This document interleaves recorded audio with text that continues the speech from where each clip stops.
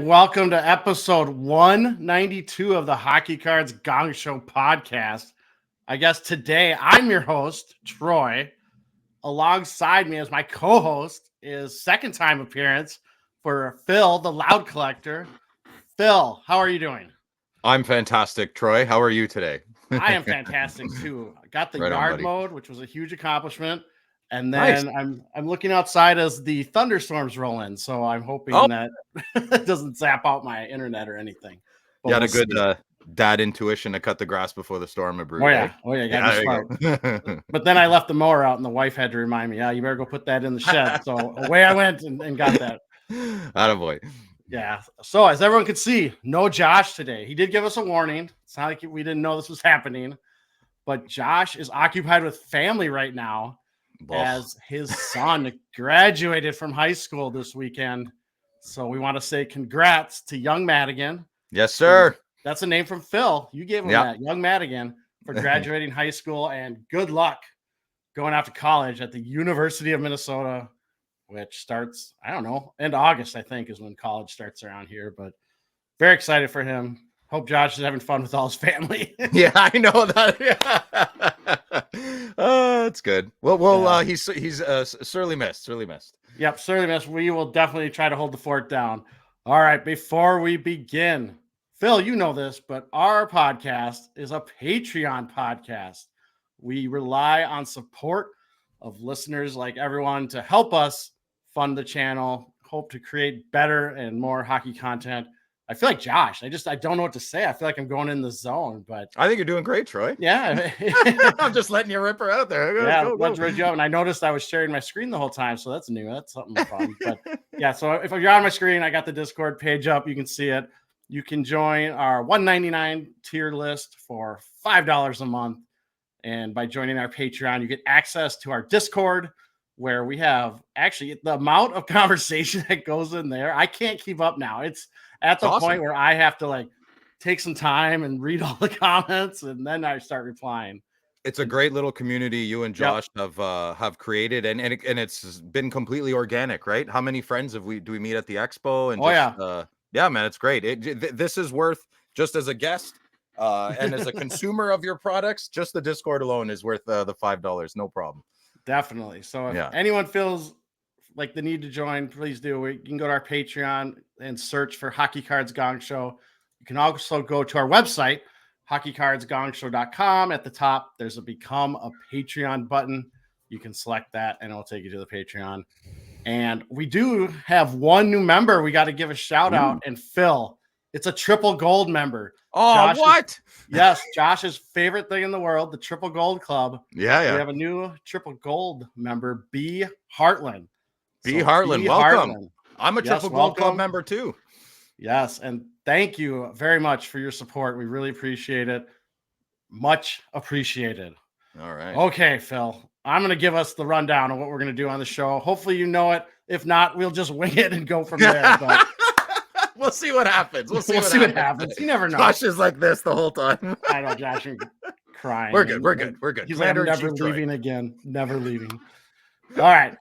We begin the show with the almost greatest NHL player to wear number 92. Then it's the return of Fun Facts with Troy. But this time it's Fun Facts with Troy and Phil. Oh, great. But they're all fun facts that Troy looked up because I just love doing that. Then we take a quick look at hobby news. This is followed by a short discussion on how our collecting habits have changed as we have progressed on this hockey card collecting journey. I think journey is a weird word, but I always fall back to it, and I'm going to use it. It's journey. Next is new product releases, and we finish the show with the Gong Show mailbag and any personal pickups. Okay, Phil, you ready for this? I'm ready. Let's go. Almost greatest player to wear number 92. Do you have any guess? Did you look? Did you cheat? I don't know. I kind of don't want to get involved in this because the last card show I went to, I got a lot of people hitting me like, "Hey, what's up with your boy Troy on that 88?" You know what? I'm Switzerland on all this. You run the show there, Troy. You keep digging. People get feisty. People came after me. Hey, well deserved. I know they did. They have good arguments. Yeah, it's fair. You can't make everybody happy, Troy. I think you're doing great. All right. Previously, we looked at the greatest NHL player that wore the number that matched our episode number. We ran through all the numbers, so we are now looking at the almost greatest NHL player to reach number from the runners-up in the Hockey Writers' greatest NHL player to reach number article. Phil, the almost greatest NHL player to wear number 92 for the nominees in the Hockey Writers' greatest NHL player to reach number article, and selected by me. He's my boy, Rick. Yeah, I knew it. Rick Tocchet. Very relevant in today's game. Controversial in some circles. He's got some skeletons in that closet. Yeah, are you gonna go into it? Yeah, we'll get it. All right. There were no other runners up at number 92. As a reminder, the greatest to wear number 92 was Gabriel Landeskog. I guess we just go with the article. I'd probably pick Tocchet over Landeskog. Anyways, go ahead. Another debate. Okay, our boy Tocchet, right winger from Scarborough, Ontario, Canada. Have you been there? I've driven through. There's not much going on. I don't even know how to spell it. So I'm glad I could say it. I'm getting spoiled. There's been some easy Canadian names lately, but I can help you with the French today if it comes up. Don't worry. I'm sure I'll screw something up. All right. Tocchet was selected 121st overall in the 1983 NHL entry draft by the Philadelphia Flyers. Tocchet played in 1,144 regular season NHL games over an 18-season NHL career. Wow. Tocchet played his first 7.5 seasons with the Philadelphia Flyers. He then became a journeyman and ended up being traded 5 times in his career and kind of played all over the place. He would go on to have stints with Pittsburgh, Los Angeles, Boston, Washington, Phoenix. Ooh, Phoenix. We'll get to that. And then back to Philly, where he ended his career. So well-traveled. I like the journeyman, the journeyman moniker. Definitely has been around the league. I can't believe he was drafted in 1983. Isn't that crazy? That's insane. Because in my childhood, like I'm an early 90s kid, I thought Rocket.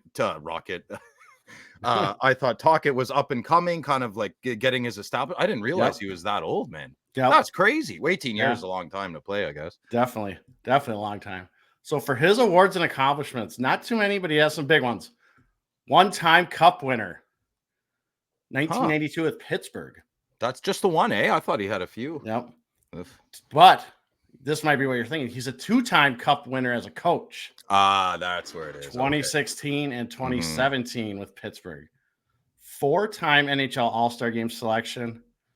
And breaking news, just recently, it's not breaking, but just recently, he's now a 1-time Jack Adams Award winner this year with Vancouver, which was very well deserved after the dumpster fire that team was last year. They fired Boudreau, brought in Tocchet. He seemed to right the ship a little bit, but Jack Adams Award. So good for him. Bringing him in mid-season last year to start good this year was a big help too. I'm sure that helped. Definitely. Yeah, definitely. Look, he looks handsome there, eh? Nice looking dapper. Oh, yeah, look at this.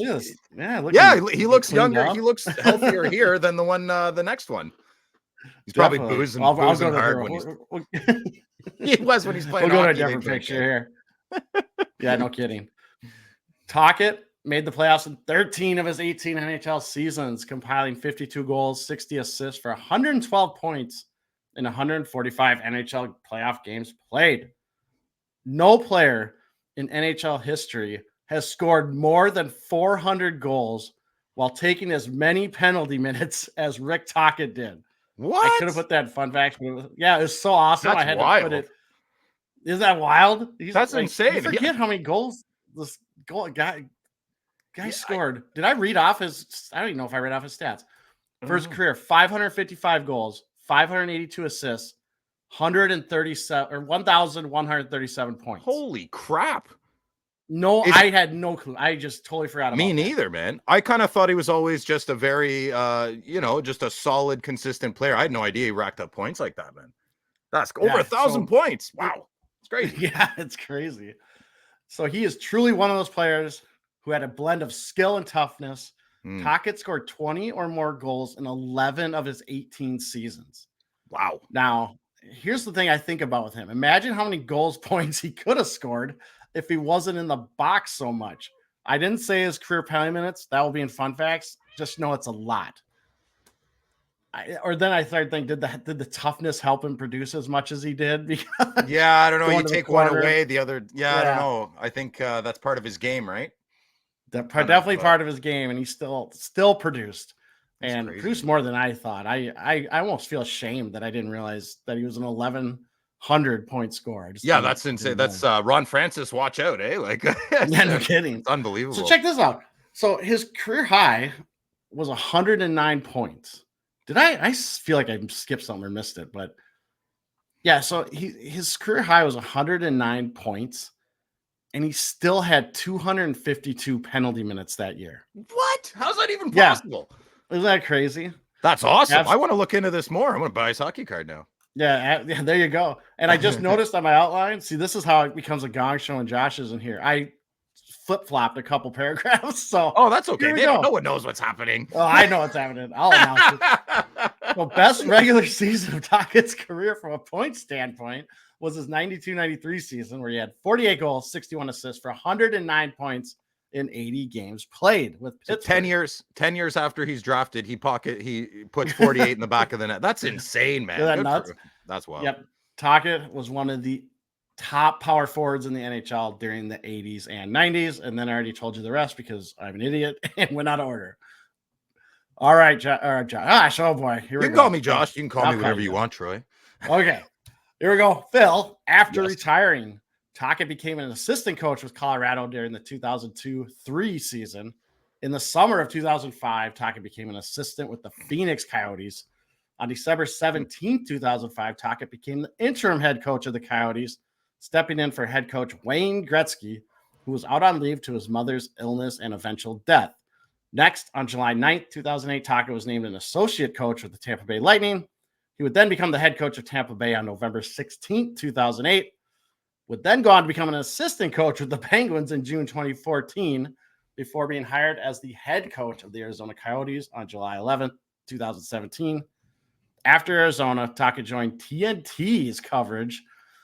It was a studio analyst in 2021. I actually really liked him. He was no nonsense, and he would just straight up tell everyone on the panel that they were wrong if he thought they were wrong. I didn't even know. Oh, yeah. On January 22nd, 2023, Tocchet was named the head coach of the Canucks, which is where he's at currently and where he won the Jack Adams Award. So the more I think about Tocchet, this guy's got to be a Hall of Famer, right? Yeah, I want to be his neighbor. He sounds like a really cool dude. Yeah, definitely. It was really interesting learning, like, obviously the points and the goal scoring, but then just realized the man retired and then just been coaching, and now is got a Jack Adams Award. So good for him. That's very good. Are you going to get into some of the accusatory things? I'll get into the big one. Okay, the big one. Yeah. You got to say something. You can't not. So, okay, here we go. Okay, uninteresting facts. All right. Tocchet has worn jersey number 22 and 92 during his career. Tocchet chose number 22 in honor of Dave Tiger Williams, who played for the hometown Toronto Maple Leafs. When 22 isn't available, Tocchet then wears number 92 in honor of the season he won his only Stanley Cup. So there you go as a player. Interesting. While not an official stat, Rick Tocchet has 18 career Gordie Howe hat tricks, which for those that don't know is a goal, an assist, and a fight in the game. 18? His 18 Gordie Howe hat tricks makes him the NHL all-time leader. That's wild. My boy Brady Tkachuk's going to have something to say that by the end. That's crazy. I think need to make that an official stat. Absolutely. Tocchet, I talked about his penalty minutes. 10th all-time in penalty minutes in a career. 2,970. If I remember right, Tiger Williams, I think, is number one. And I think he's at like 3,700 or some crazy untouchable stat. Yeah. I didn't look at it. I can't remember exactly what it was. Okay. Tocchet was the third player to join the 3,300 club, which is 30 or more goals and 300 and more penalty minutes in a season. Congratulations on that record. The two before him, Tiger Williams, and one of my favorite players, even though he played for the hated Blackhawks, Al Secord. Loved Al Secord, who's now a pilot for United Airlines, if I remember right. That's cool. Oh, right. Yeah. Career after hockey. Okay, here we go, Phil. Here we go. The fun stuff. Last thing, the infamous gambling incident. And took a lot of this from Wikipedia, tried to verify some sources. We'll see. Yeah. So On February 6, 2006, Tocchet was served a criminal complaint accused of financing a nationwide sports gambling ring based in New Jersey, in which several NHL players wagered. I couldn't find the actual list of players. I found this graphic on a YouTube video. So that's Roenick in the bottom left. That's obviously Janet Jones, Gretzky. That's my coach. You don't know who that is? That's my new coach, Travis Green. Oh, it's Travis Green. Yeah. That's why you're here. Tell me that. Yeah. I remember this problem, man. Yeah. Oh, yeah. The ring was discovered by New Jersey State Police in the undercover investigation Operation Slab Sharks. Why wouldn't they call it that? It's not a hockey-related issue. It's a football thing at the time. I can't comment any further, Tocchet told the Arizona Republic after Coyotes practice on February 7th. Okay. Following day, Tocchet requested a leave of absence from NHL Commissioner Gary Bettman, which was granted with a number of conditions, including that Tocchet was to have no contact with NHL personnel, that the leave of absence would not end without Bettman's consent, and that the commissioner reserved the right to modify the terms of the leave of absence at any time. So then, May 8th, attorneys for Tocchet and Gretzky's wife, Janet Jones, filed notices in New Jersey that they intend to sue the state for $50 million for defamation. Guess how that went? Both Tocchet and Jones claimed to have lost business opportunities in the wake of the state's investigation, which had sullied their reputations. Then, on August 3rd, former New Jersey State Trooper James Harney pleaded guilty to conspiracy, promoting gambling, and official misconduct, and promised to help authorities with their case against Tocchet and others. Harney said that he and Tocchet were 50-50 partners in the betting ring. I think that lawsuit you just filed is not going to go well. Not going to work. Nope. On May 25th, 2007, Tocchet pleaded guilty to conspiracy and promoting gambling. New Jersey Attorney General Ann Milgram announced on August 17th that Tocchet had been sentenced to 2 years probation in exchange for his plea. He could have received up to 5 years in New Jersey State Prison, but there was a presumption against incarceration for first-time offenders that pleaded guilty. So he got off lenient, slap on the wrist. Yeah. In late 2007, Bettman issued a statement indicating that Tocchet would not be eligible to return to the league until February 7th, 2008. During a press conference on February 6, 2008, it was announced that Tocchet would be reinstated and would serve as assistant coach the next day. But as part of his agreement, he has to refrain from all forms of gambling by Gary Bettman. And I assume that's still in place. I don't know if it is. I would think so, but I would think so. Yeah. I mean, I don't know what your take on this is, Troy, but like, I think two big things. Once Bettman knew the Gretzky name was involved in anything, whether guilty or innocent, that's gonna have all the league's eyes on it, right? And that's gonna be hushed real quick. So I always wondered if Janet Gretzky or Janet Jones, if she wasn't involved and a few other high names weren't involved, would we even be talking about Rick Tocchet right now at all? No, right? I'm Yeah, exactly. You don't mess with the Golden Boy. Second thing, I actually think if you peel the onion back a little bit, a lot of states, I mean, I'm not American, but a lot of states had gambling allowed. So all Tocchet did was just fund something. Like, yes, was it illegal? Yes. Did he know the consequences? Probably, but he didn't really look into it and think it was a big deal. It sounds like he just funded something, right? Like, it doesn't sound like there was nefarious activity of like hands getting broken and legs getting clubbed. And as long as they stayed away from hockey, I think that was the huge thing. If they didn't, as long as they didn't bet on hockey. Yeah. Now I actually looked up the NHL policy. Players can gamble. Oh, yeah. They can gamble still, but you can't touch hockey. And such a slippery slope, the whole thing. Eh? Oh, yeah. Look how many players got busted. There's guys in the NBA that are it's unbelievable. And you know who supports Bet99 on our Senators' helmets? Exactly. And Dane Pinto's the guy who got walloped. You know, I got pintoed.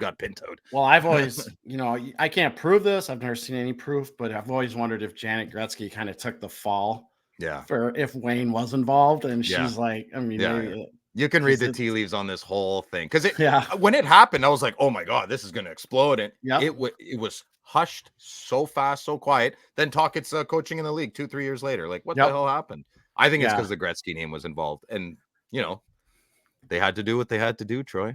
Well, I hear you. And think about just the pull of gambling, man. These guys are well-compensated individuals, and they just couldn't stay away from it. But I don't follow them. Man. Believe me, I've had my share of fun in Las Vegas.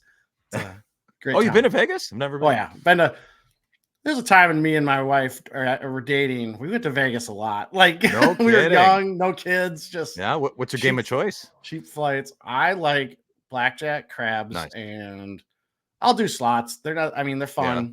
They're horrible house odds, but or house edge. But I'm a blackjack guy. I like blackjack. Okay.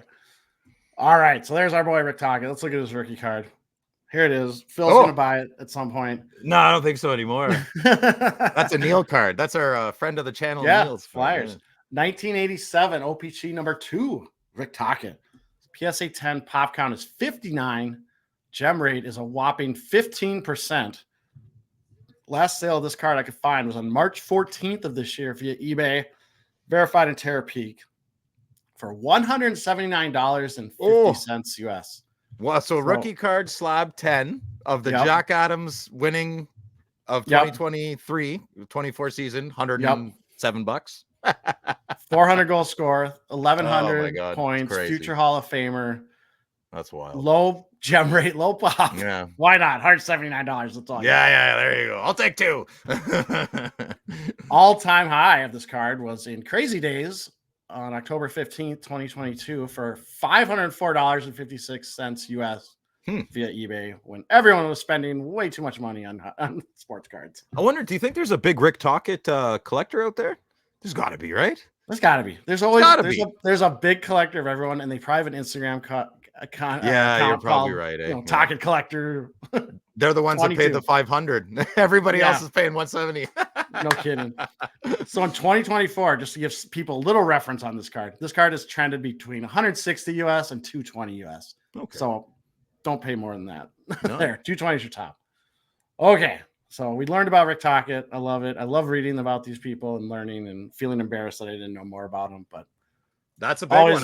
That's a big one. Wait, Troy, to go back, so 83, he got drafted. He didn't have a card until 4 years later. Ouch. Yeah, because I think he played. I think he went to.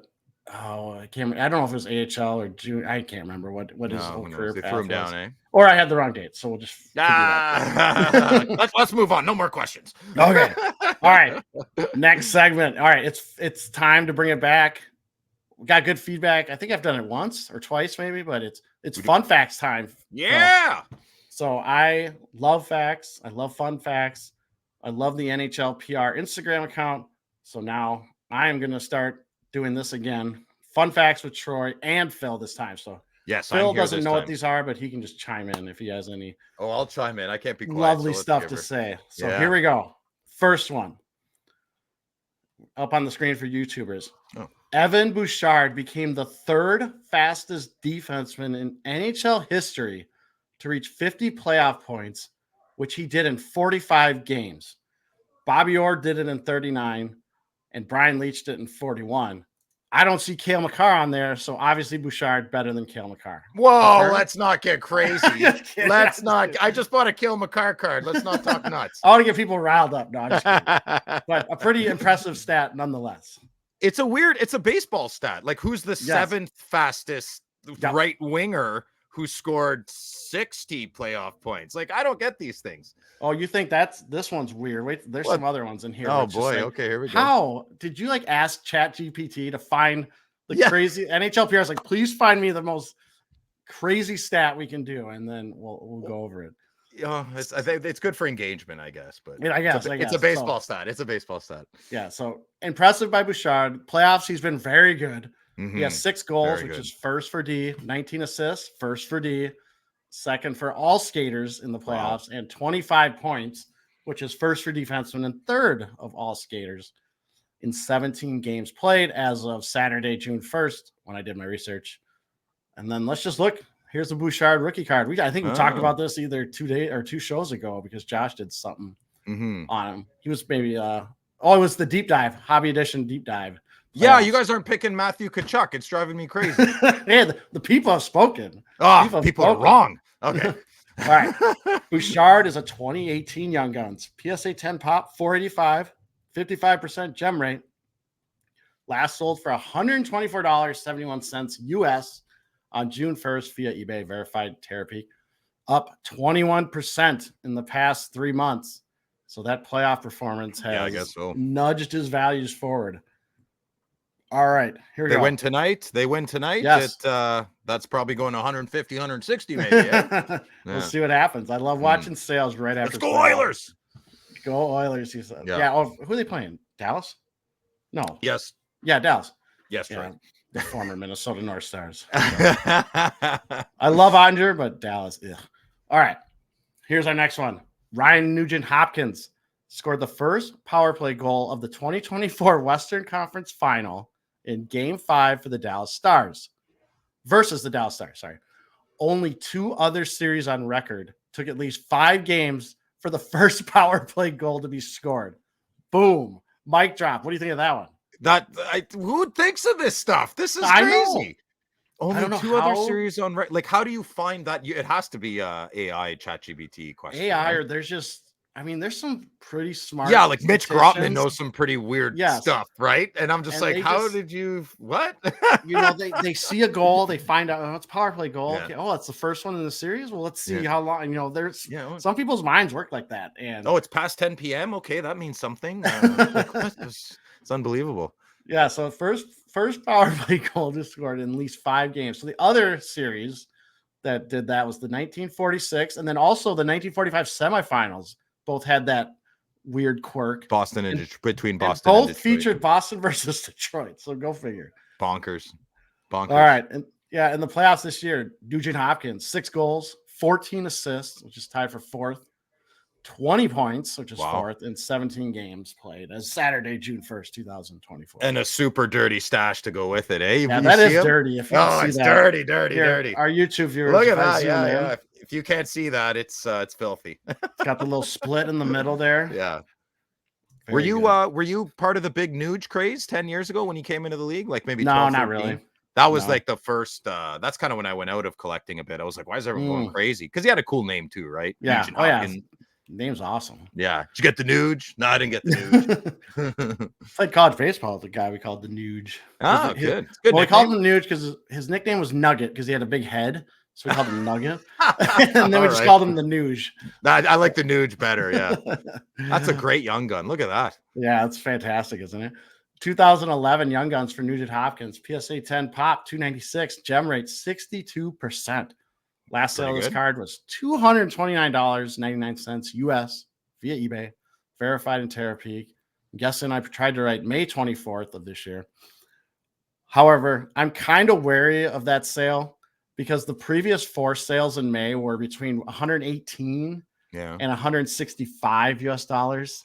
What was the one? Is over 200? About 230 US. Maybe someone just really wanted it. It could be. It could be someone really wanted that card. Someone put it out in a high, buy it now because he's playing well, and someone bid, or else something else is going on. But it was verified, paid in Terapeak. Well, so like we said, we can't be the arbiters of trying to figure out if every sale's legit. But yeah, so we can tell everyone you could probably find this card for between 100 and 150, right? If you're patient, just be wary. Do your research. Do your research, like we like to say. Okay, next fun fact. Oh boy. Connor McDavid, we don't talk about him enough, became the 3rd player in NHL history to ever have multiple 160 plus seasons, including playoff stats. Okay. What? No, I'm so he's bamboozled. Okay, go ahead. 3rd player in NHL history to have multiple 160 plus point seasons. Okay. Which includes your playoff stats. Okay, so that add your regular season plus your playoff stats. Yeah.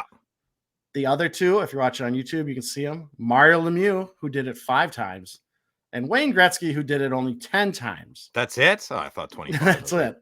But it's crazy. The next person is McDavid with 2 times. That's a good stat. I like that one. Yeah. That's a good one. That's an accumulative. And is that including this year? I'm assuming yes. Yes. So he's not done. Like he can just keep racking it up, eh? But it's still only going to be 2 times. Yeah. All right. So during the playoffs, McDavid has forgotten how to score, but he's got 4 goals. But now he's an assist machine. Yeah. He's our Josh has that little graphic where he's handing out the apples. He's 25 assists. Yeah, 25 assists, which is 1st in the NHL for playoffs, and 29 points, which is 1st as well. And again, we don't talk about it enough, but here's his Young Guns. Big one. You can tell we talk about this card so often that I know I'd love one. I would love one in my collection, but I'm probably just never gonna have one unless it's like a trade and somebody's like, well, do you have that? I'm not paying that. I wouldn't mind a nice raw one, but I'm not picking up a PSA 10 because sure. I just don't agree with their opinion on probably that 10. That's all.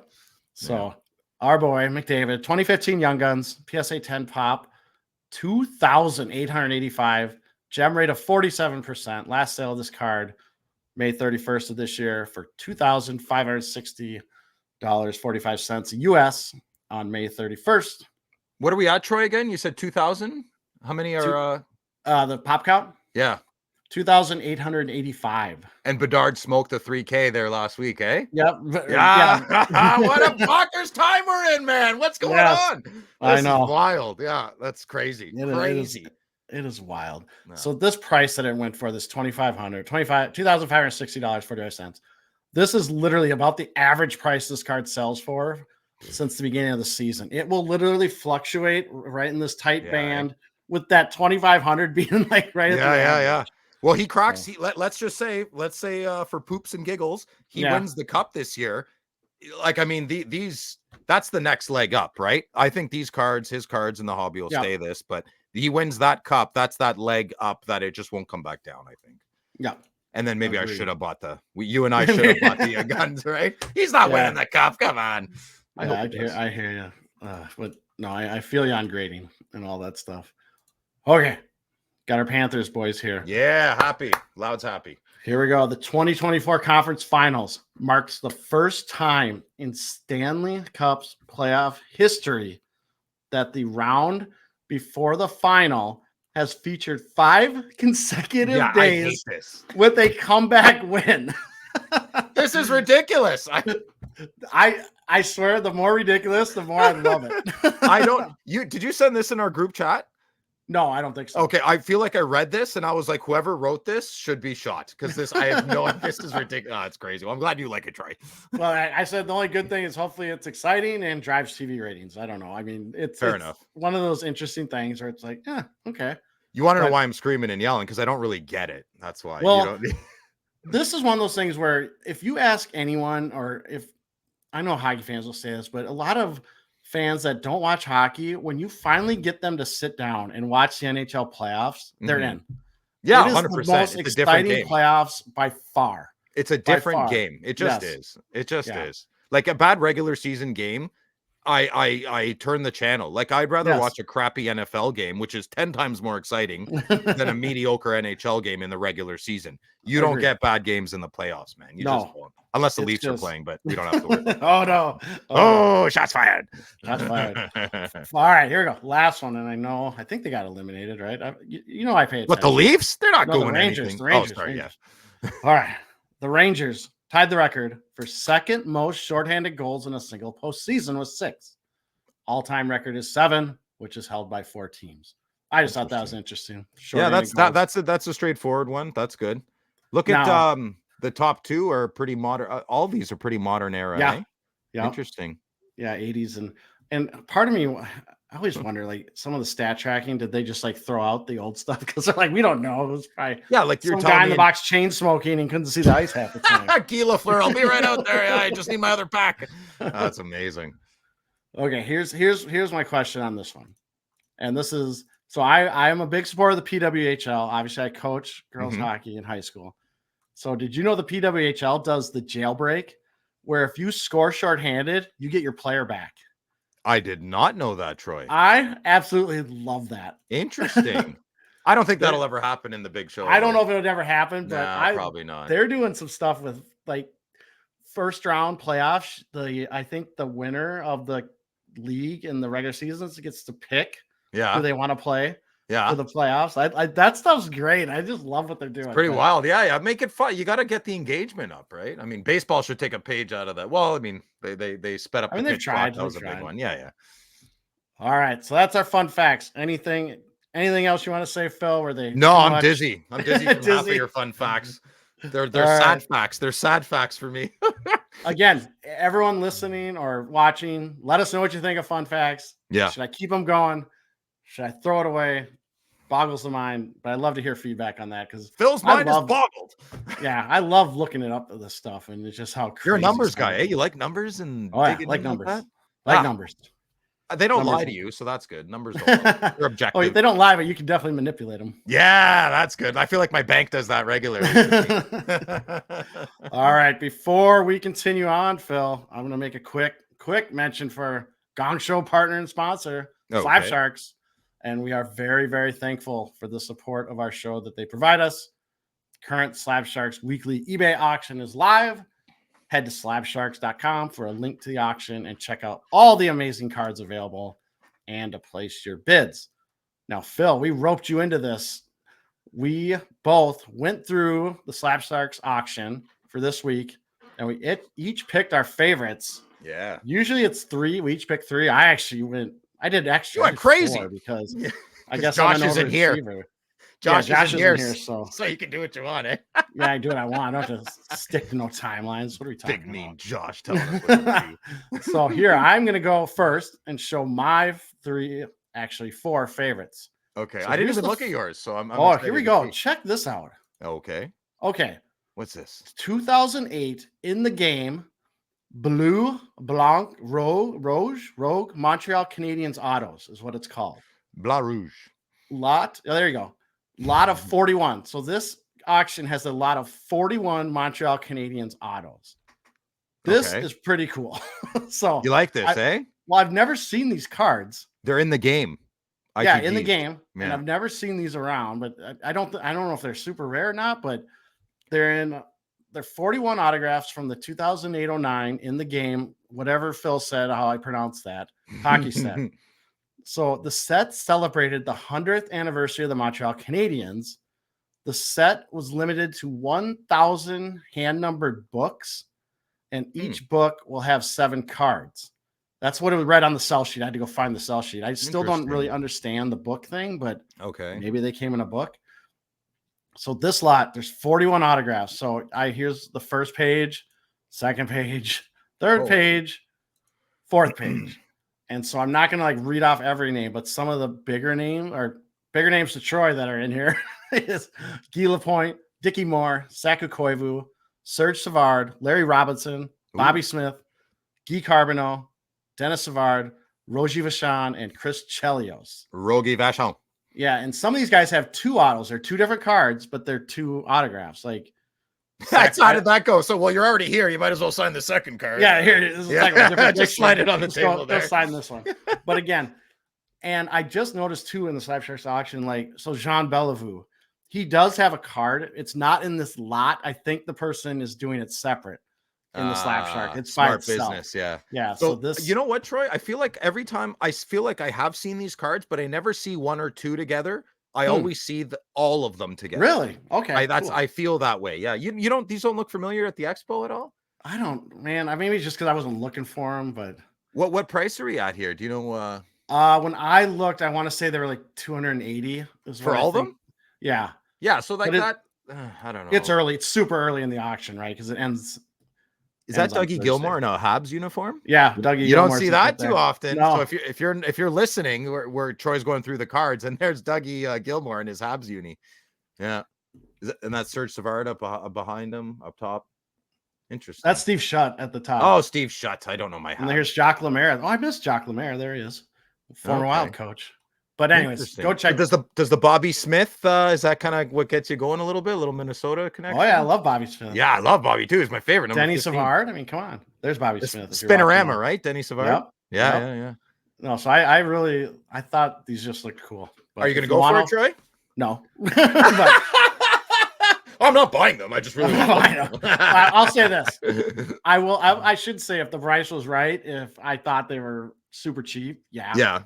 Would you pay 200 for all of them? Oh yeah, easily. Yeah, 300. Yeah.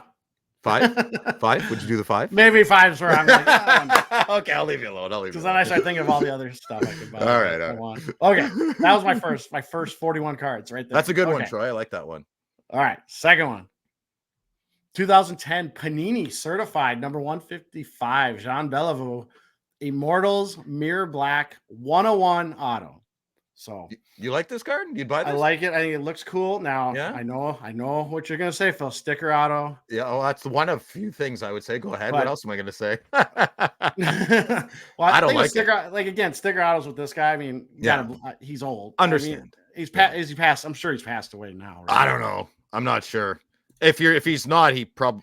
I don't want to finish that sentence. Go ahead, Troy. is he listening to the show? I wonder. I don't want to. No, he passed away in 2014. Okay, So, well, gone but not forgotten. Yeah. So 3 years after this set, basically. But so I'm assuming that's 2010. So 4 years. I think it looks like a great card. Yeah, I don't know. I don't like it. It's just it doesn't. I don't know. Something about it. The certified, the 1011 certified, reminds me of the Ford logo. It does, but I'm starting to get a really soft spot for Panini NHL cards because they only had it for what 3 years, maybe. Well, Contenders was one of my favorite sets ever. It was very reasonably priced, beautiful cards. Yeah, they crapped the bed though. Their management, as usual. Yeah. Panini and just recently with the whole. What really turned me against them recently is when they came out and said, "We don't have to honor redemptions." Oh, that was so. That's not a legal contract. Talk about your finger not on the pulse of your consumer. Like, oh my God. Anyways, that was the thing that drove me nuts. Okay, third card, 2011 in the game. That's Superlative plus emblem patch auto silver out of 9. Pavel Bure. What patch is that? I have no clue. That's a weird one. Either red, yellow, white, and black. It's got to be like a crazy Canucks, maybe alternate, or it could be from the skate. Okay. Is the white the skate blade? Remember when they had the skate on the front of their jersey? It's like the line to skate. Oh, maybe this is from the old jersey. Yeah, I'm wondering if that's an old, early 90s jersey. But here's the deal: how many Pavel Bure autos do you see? You don't see them very often. I mean, I know he has signed stuff in the past, but you don't see this come up very often. Like you're going up against some big collectors, though. That's the thing with Bure, right? There's like 5 or 6 guys that'll throw them in a field together. The only one's leaving. The Hunger Games. I'll do that. For Chuck. Let's go. So I mean, it's maybe not the greatest design of a card, but hey, auto. It's got a looks patch. very German. It's like a German design. German. Yeah, it's engineered. It does look very German. What is that? What's it at, Troy? Price wise? That one it was still around that 300 when I looked, I think, or 2 bills. Yeah, okay. So sure it'll go for more than that. Here's my bonus one. Oh, okay. Oh, goalies. You gotta have a goalies. I saw this one. I was like, I'm putting this on. This is your best card you've picked, by the way. Oh yeah. 2023 Upper Deck Trilogy. Team Twigs. So we got Henrik Lundqvist, Ed Jacquemin, and John Van Viesbroek, the Beezer. Out of 10. Yeah. So got the sticks. How cool card. Is that? Cool. Love the pictures. Yeah. Really cool with the your favorite Upper Deck logo right in the bottom corner for you. Yeah, they got to figure that out. I swear, one day they do it right on some sets. Some sets, and then these other sets where they're just like, keep that color that doesn't match. It's like an insecurity, eh? Like every time it doesn't fit the card, I'm like, someone's insecure at Upper Deck. It's bizarre. But again, so those are my 4 favorites. Okay.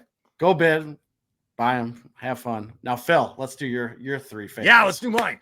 Okay. I feel like I picked some good ones. Yeah. Okay. So there's a method to this madness.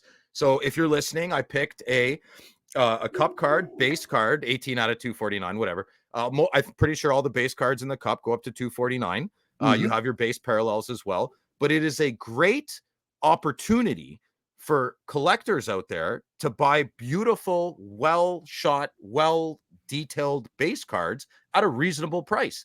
And you can finish a set, pick your favorite. There's got to be a cup card in the last 20 years or 15, whatever, that you like the design the most of. So 2019, 2020 is one of my favorite designs. And unfortunately that year it doesn't have any Senators, but that's okay. A project of mine in the future, it's not going to be now. I'm going a little nutty on other things now, but I'm definitely going to collect all the base cards of 2019, 2020, because that's a year I'm not really chasing any Ottawa Senators or any other players. So that's a good opportunity for me. And then what you do is you get yourself a top loader binder. There you go. And then you can have the whole set. Because guys, stop. Like, I think we got caught up in this whole grading thing and flipping cards and making money. Get back to your roots. Get back to why you did this to begin with. This is a beautiful base card, and this would be a great opportunity for someone to and it's numbered. There's no other 18 out of 249 Gretzky. Yep. Okay, yeah, there's 249 Troy, but that's there's more than 250 people that collect cards, and I'm telling you, it's a great.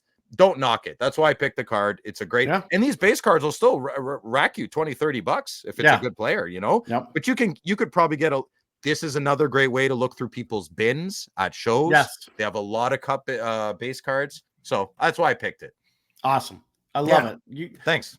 This is like a card that me and Josh might easily just kind of glance over and not think about.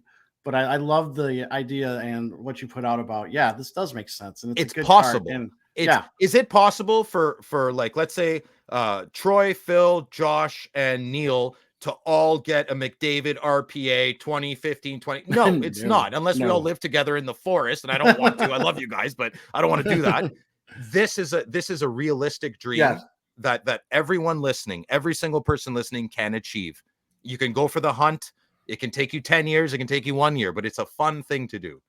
And they're beautiful cards. The cup, they're the best cards. You're not going to get a better card. It's the best card. This will drive Josh nuts, but I love zooming in and looking at their equipment. That Easton, Eastons. I think that's an aluminum stick. I think that is an aluminum stick. So that stick cost about $250 when I was in Bantam. You had to get the torch out and melt the glue. Yeah. We did the oven, but the oven didn't work. You had to get the torch. Yeah. I love it. All right. Fantastic first card. All right. Second card. Oh boy. Here we go. There we go. Boom. Oh, okay. Now, obviously, I'm getting to become known. So what Troy put up here is a Parker's Champions Lucas Raymond patch auto. The only reason I picked it, and listen, this is how much I love the hobby. Okay. I would not normally pick this because I'm trying to buy all of them. I'm trying to buy all of these cards. And this is how much I love you, Troy. And I love Josh. And I love all our group friends. And I love the hobby so much. When you're in love, you want to tell the world. So I'm in love with this set, and I'd like to advertise it for a good 30 seconds. What other box can you buy for give or take $150 that you get a game used patch and you get an autograph to go with it? Nope. Not too many, right? You're all out buying Black Diamond for $500 to get your Bedard inserts that no one's going to buy from you in 3 years, 1 year. And I'll be here buying Lucas Raymond. And even if he craps the bed, it doesn't matter. I could probably pick this card up for $80. You know, I bought a Connor McDavid for $650, 3-color patch auto for $650, and nobody was paying attention. Nobody. Now, I hope no one listens to this podcast. No offense, Josh, Troy. But I wanted to share this.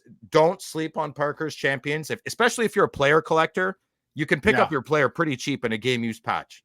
I'm trying to finish the whole set, so get lost. So not get lost. That sounded mean.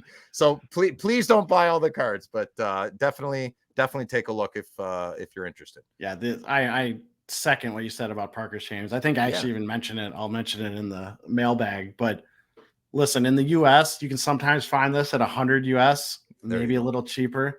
Yeah. I mean, on-card autos and game use patches for under 100 is pretty good. The big knock is you get some stinky boxes. Yep, you definitely get stinky. You're not guaranteed an auto. You're not guaranteed a patch. I've had probably about 4 boxes where I was just like, I wish that didn't happen. Well, our friend Louis he just bought a blaster on a whim because he was at the card shop, a blaster Parker Champions, and got who was it? Jacques Plant color variant. Legend color variant. We're trading, one in like 800 packs or something. It's just 1,200. The color variants are 1,200. 1,200. Yeah. Wow, wild, eh? Wow, isn't that crazy. Wild? Yeah, crazy. Okay, final card, 1991. Parker's Patrick Waugh, frequent All-Star, number 220, PSA 10. Boy, that's something. If you're watching on YouTube. So I picked this card. So if you're listening, I'm 43. You definitely know what the early 90s Parkers look like. They're so bad. They're amazing. Like you have the poo background, kind of like the bile color. Yes. And I know it's so nasty. It's not even yellow. It's literally bile. And then you have Waugh in his Campbell jersey, or Wales. No, Campbell. No, it'd be Wales. I can't see. Either way, it's Patrick Waugh in his All-Star jersey with a total blacked out, yellowed out background with a black border, and the name is in the same color of the yellow background. What happened to the net? Oh, I didn't even notice. Yeah, so there's no netting. Mesh. It's because they cut him up for the net cords. It's just post and no net. It's such a bad card, but it's such a good talking point. Look at this. I mean, I'm not a rip on. This is in the early 90s, but look, they couldn't even fill in the yellow here. They had to like they didn't even like fill it all in, but this is a great card. It's a great card. I like you can get the Gretzky, you get Roenick, you can get like I'm telling you, it's so bad it's good. Like what's a movie like that? I don't know. There's movies out there that are terrible, but they're awesome, eh? Oh yeah. I don't want to say any movies because I'll be like get hate mail because I love that movie. Yeah, we won't do that. But that's that was my third pick. I just thought it was a little nostalgic, and I'll never buy it. But I definitely have about 50 of those cards downstairs. Oh yeah, those are fantastic card. Hey, and if you want to go for a set PSA 10, go for it. I'm beefing with PSA right now, Troy. Oh. Yeah, I know. I don't agree with their opinions of their grades at the moment, but you know, teach their own. All right, so that's our weekly Slab Sharks. Some cards that are in there. Phil, thank you for going through and picking. Of course. Everyone, go out and bid. The auction will end on this upcoming Thursday evening-ish. So have fun. I don't know if I can't remember. They used to do a live show. Jeremy Lee used to do a live show with. I wanted to do that, but I can't remember if it's still going on. I should have looked that up before I started. I think he does it like on. It's not a scheduled thing. If he's got the time to do it, I'd love to do that. Yeah. Slab Sharks. They have. I mean, you got to commit some time to go through. If you want to look at every single hockey card, I mean, there's over 2,000. 2,000. It's been pretty on over 2,000 each week. Yeah, that's hockey wild, cards. Man. And then they have other stuff too if you just want to look at other stuff. But save that seller. That's a good seller to save on eBay, and I don't save too many of them. Definitely. All right. Hobby news. Hobby news. I tried to say it like Josh. I can never hobby say news. Yeah, he's got the hobby news down. Yeah. Okay, Phil. Falsetto voice. All right, we got to do it. The Road to Infinity update. Okay. So a quick update on the Connor Bedard Young Guns PSA 10 pop. If you listened to our last episode, PSA 10 pop did not move. Stayed right at 3,003. It didn't move. Did you refresh the webpage? Troy? Well, here's what we have some theories. I figured PSA just lost all the Connor Bedard Young Guns that were submitted. I felt pretty confident in that. Okay. However, Josh was quick to point out that it's probably due to the Memorial Day holiday that was happening in the U.S. That would be his explanation's probably a little more feasible and better. 60-40. 60-40. Yeah, like Memorial Day, everyone takes off Friday. Everyone leaves, and then you got Monday, or you got Saturday, Sunday, Monday off. So that's probably what happened. So here we are. It's June 2nd, the day we are recording. Would you like to take a guess, Phil, at what the new PSA 10 pop count is for the Bedard Young Guns, the base? So that's just 4 days extra, right? Not a week. Yeah, we were at 3,003, but there's probably. I wouldn't say much. I'd probably just say maybe 4 days, maybe 100, maybe 3,100. Yeah. Here we go. There it is. I was half wrong. You're half Koski. 3,238. So plus 233 from last time. And that's 500 more than McDavid. Yeah. Or no, what McDavid's at 2,800, right? So 500. Yeah. You got it. And oh boy. So that's crazy. That's insane. It is crazy. It wasn't as I thought it'd be a bigger jump. And it's something super crazy, but it's I didn't. I thought it's gonna slow down. I'm wrong on everything lately. Well, like I was just like, nah, no one's gonna go crazy. Everyone's going nuts on all the parallels. Yeah, and it's just a steady march. Just steady. Steady march. That's good. Steady march, and we'll see what happens. And then you got to remember, looming in the background is EPAC. Once that EPAC drops, I guarantee the number's gonna shoot up. And those EPAC guys, they are. Listen, man, I'm not picking fights with anyone listening that's EPAC, but they're a different breed, those boys. Hey, plus they got the whole. Now they got the whole. So EPAC, right? I can buy my case or my box, and if I hit, say I get a Bedard Young Guns, I can put that to my ComC account.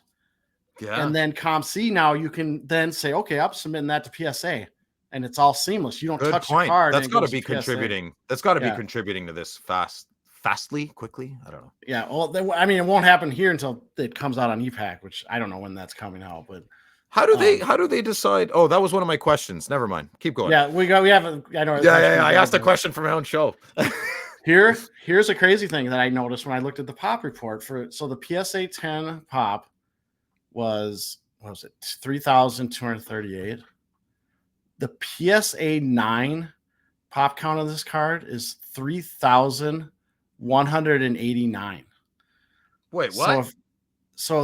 It's almost the same. The PSA 10 and the PSA 9 pop count of this card are about the same. Wait, so I think I'm being a little silly. I was assuming it was 3,200 and change of all grades. That's just PSA 10. That's just the 10s. Yeah. There's like, oh my god. Yeah, the 3,238 is all the PSA 10s, and how many nines? How many PSA 9s? 3,189. So what is happening? Look, I know. I'm sweating. I know. So the PSA 10 gem rate's 45%. Oh my god! But if you combine, listen to this, you combine the 9 and 10, it's 91%. So you basically have a 9 out of a 10 chance to get a 9 or a 10 on I think more dealers and sellers have cards than consumers at this point, right? Who's buying the cards? The price is coming down. It's I know there was one point it dropped a little bit below hobby box cost. And now what do you but I think the hobby boxes now have kind of dropped a little bit because that's the hit. If you can't cover the cost of a box, hitting the Bedard Young Guns, what are you doing? I mean, well, Troy, we did the Montreal show together. Yeah. And I never saw a box cheaper than 380. Not one. Yeah, and that was Canadian, right? Yeah, Canadian. No, I don't think so. No, I don't. No, exactly. So you know what it is? That $1 million card, right? It's that's just hanging over, maybe. Yeah, everyone wants that priced in. Oh God, that's so. Anyway, whatever. I'm blown away. I'm sorry. I'm blown away. I feel very naive. I wasn't paying attention, but 91% of 9 and 10. Yeah, here, let me make sure I read this right. Yeah, there we go. PSA 10 pop 3,238. There we go. Okay, folks, really check yourself. Like, I don't know who's pushing this, but hopefully the listeners are smarter than I think. You educate the listeners well. We try. Not nobody. Yeah, we try. Okay. All right, Phil. Next story. I'm kind of hiding it a little bit because guess what? What? Josh isn't here. He can't stop me. Yeah. So I just randomly saw this on website. Collect's website. Okay. And so here we go. A dinosaur? Sotheby's is set to auction a Stegosaurus, Phil, this July. That's so cool. Part of their Geek Week. The dinosaur is 11 feet tall, 20 feet long, and is named Apex. That's awesome. I know. The dino includes 247 fossil bone elements. And real bones? And is virtually complete. Dated to around 161 and 146 million years ago. Cretaceous period. Yes. Estimates by the auction house are between 4 and 6 million US. Phil, do you want to split this with me? Yeah, I go in and make a bid. I think we could make a Patreon account or like oh my gosh. That is amazing. I know. I cracked up when I saw this. I'm like, I have to talk about this on the show because everyone likes dinosaurs, right? Everyone. I'm a Triceratops kind of guy, but I'll take a Steggy any day, man. That's only like what, 5 milli, 6 milli? 4 to 6 million. And I guess I can't remember when, but a T-Rex sold that was had a lot of bones, and it went for massive money. Yeah, like Nicolas Cage probably bought that. He bought. That's when you have just too much money when you're buying. F you money. I would just buy cases of the cup. Yeah. So anyways, Josh ain't here to stop me. So there's your Stegosaurus auction update. Yeah, I should have put my He-Mans up there. I'm betting on a He-Man. There you go. Yeah. All right, final hobby news story, and this was from also, but collect. But this one I love. This is a great one. It's just a lot of people might know this story, but we're gonna go over it again because we're kind of at a milestone. So 50 years ago this week, the 1974 NHL amateur draft was going on, and it was going very slow. And as it progressed into its second day, that's when the Buffalo Sabres decided to pull an all-time prank. Sabres PR man Paul Whelan and GM Punch Imlach decided to pull a prank because they were so upset with how long the draft was taking. and the process was done all over the phone, as the NHL thought the WHA would tamper with their draft. So it sounded like they had to like make their pick, and then they'd sit there for almost an hour before they found out what else it was the time to go again. So the Buffalo GM and PR guy get ticked, and they're going to pull a prank. So when it is the time for the Sabres to make their 11th round pick, they drafted Taro Tushimoto of the Tokyo Katanas of the Japanese Ice Hockey League. What was crazy about that pick is that the player did not exist. It was a prank and completely made up by Buffalo. Buffalo came up with the name by calling one of the Japanese businesses they knew Shimoto Garden Supplies in Elma, New York, and asked the owner for a good Japanese first name, hence Taro. Taro! This is great. Now, it even gets better. This is where I will give Panini all the love in the world. In 2010, Panini got the NHL license and decided to make a card of Taro Tushimoto. From the Collect article, Al Muir, then Panini's hockey brand manager, stated, there were a couple of challenges. Where would they find a picture of someone who never existed? One of the guys I knew in the Players Association was friends with a guy who played in a beer league who could play the part, Muir told Collect. His friend found a picture of himself playing D2 hockey in a uniform that happened to look like the Sabres. It could not have turned out more perfectly. Without announcing it to the public, this is the stuff I didn't know. Panini put the Tushimoto in their 2010-11 Score Rookie and Traded series. The rare card was number 659 out of 659, but not all buyers of the set were guaranteed to get a Tushimoto card.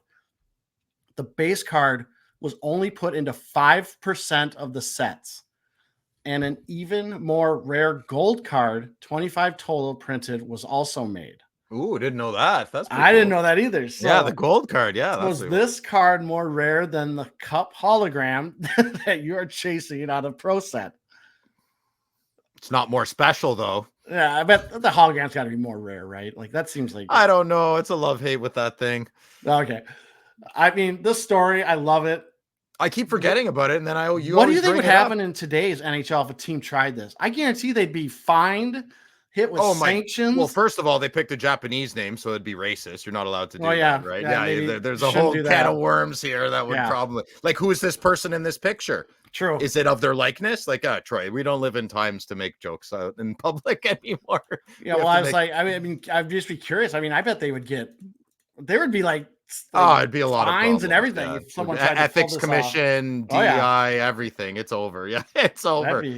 Who is this player though? Do we know who this actual? Is that just some guy in a beer league? No, it's the guy in the beer league. It's and you know, I don't want to get too far into this, but it's like he said could play the part. So part of me thinks it might not even be like a no, Japanese, I got that, but we don't know who it actually is. No, I don't know if we know. Okay. They probably do. I don't know if it's ever been said who it is. That's great shot. Great shot. Yeah. So this card, we got to go over the recent sales. It's sold raw via eBay, verified in Terapeak like $10 $200. What? May 29th of this year. The gold one. No, this is just the regular one. The raw regular one. Now remember, it's only 5% of. It was only put in 5% of the sets sold. I got like 3 monster boxes of Score downstairs. I'm going through them. You got to find them. I'll pay my neighbor's kid to do it. I'll be like, here, find this card out of these cards. 2010. Remember, it's Panini, but they must have had the Score name. I'm sorry. Yeah. Then I definitely don't have it. Don't have it. But here you go. Now the raw, or here's the gold copy. Yeah, that's cool. If you're watching on YouTube, a raw gold copy sold on August 30th of 2023 via eBay, verified in Terapeak for $600. That's crazy. US dollars. That's nuts. Yeah, isn't that crazy? I love that story. Just would you pay $6 for that? I wouldn't pay $600 for that. Man, I don't know. It's really, such a Troy? Cool piece of history, though. It's got a story, eh? It's got a story. Got a story. $600. I don't know, man. $50 more to get yourself a McDavid auto. That's true. You think about all the other stuff you get. I'll stop you, Troy. I'll stop you. Like, think about this. So, all right, that's hobby news. Lots of fun stuff. We had a Stegosaurus. Yeah, hobby news. We had a Stegosaurus. We got a fake player. Good times. Good time. Okay. So, Phil, I knew you were coming on the show. Okay. And I decided we're gonna have a segment on this where Oh, kind of changing collecting habits. yes. One thing that happened at the Toronto Spring Expo that came up between some of us at the Gongshow Chateau was just how our collecting evolved. And what makes me chuckle more and more when I think about this is a bunch of grown men having hearts to heart, like in this house, not on our feelings or world events, no, but on hockey cards and how we've passionate. Yes, passionate, and how we just kind of are changing habits, and it just makes me giggle inside when I think about it. It's an evolution of oneself, right? Yes, if there was a video camera there, it might, it'd be probably pretty funny to watch again. But maybe we're going to, maybe we'll wish and you shall receive, Troy. Maybe on the next one we'll set up some GoPros and see what happens. Sharing best practices is what I like to do, right? Yes, and that's exactly what it is. Yeah, and as long as we're honest with each other, like I don't like, sometimes someone will show me a card or something I don't like it. You got to be honest about it, right? Yes. So I do that the Gongshow, the chateau there was awesome because I would have never normally bought wax, but just from being in the house with you, I picked up a couple of those Parker's Champions boxes, and look what happened, right? Yep. Look what happened. I hit a Gretzky out of 10. Now I'm hooked. It's over. So my collecting has evolved away from just buying Sens cards. Yeah. And I've been doing that for like 25 years, and I've just been waiting for something to happen where I can kind of, like, I would have never bought a McDavid card in my life until 2 months ago if I didn't buy this set, right? And I even bought a box of ice. I couldn't believe I bought a box of ice. I was like, what is happening here? So not that I'm evolving into buying wax. I'm just evolving my personal collection, I think. Yeah. How about you? Well, yeah, I think what's important about what you just said is that it's okay, and everyone has to realize that collecting habits change. They're going to change over time. Usually, they can. It's okay. It is okay, guys. Multiple times on your journey. So, I was kind of thinking about my history and how I've done this, and obviously, you just kind of gave us examples of some of the changes you've had. But when I go over mine, it's kind of weird. I started thinking back. So, like a lot of people, I collected as a kid. I think a lot of us did. Then I kind of had a break.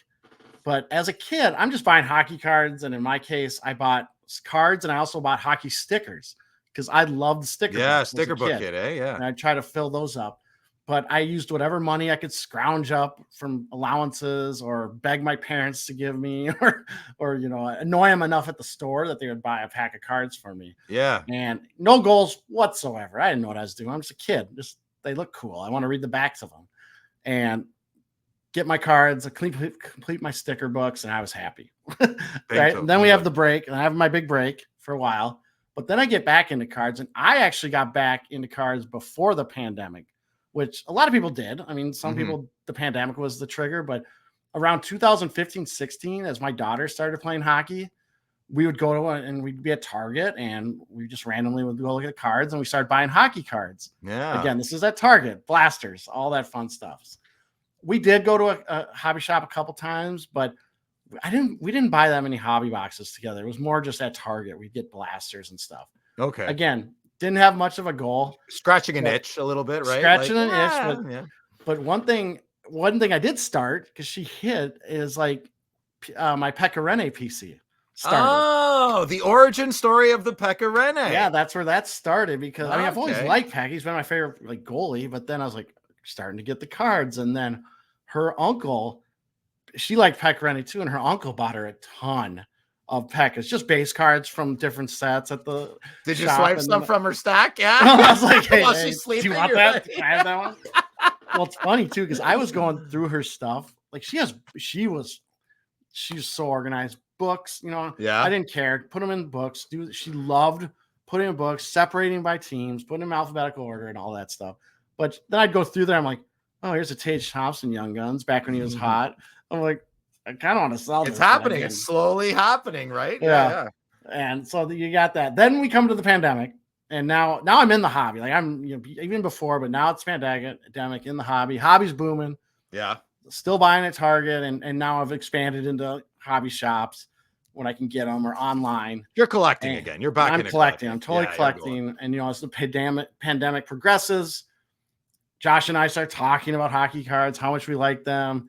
We start, putting together our little feeble minds on everything. We start researching, learning about the hobby. Yeah. eyes are open, and then really seeking out hobby boxes. Then it was a complete flip. No more blasters, no more retail stuff. No, you got it. The adults. We have adult money. We're buying adult boxes. Yeah. So I'm still buying lots of wax. So I'm still ripping. You buy tons of wax. Yeah. Still hobby boxes. And then I started PC and Ottinger, Mike Bossy. Still got my Pekka stuff going.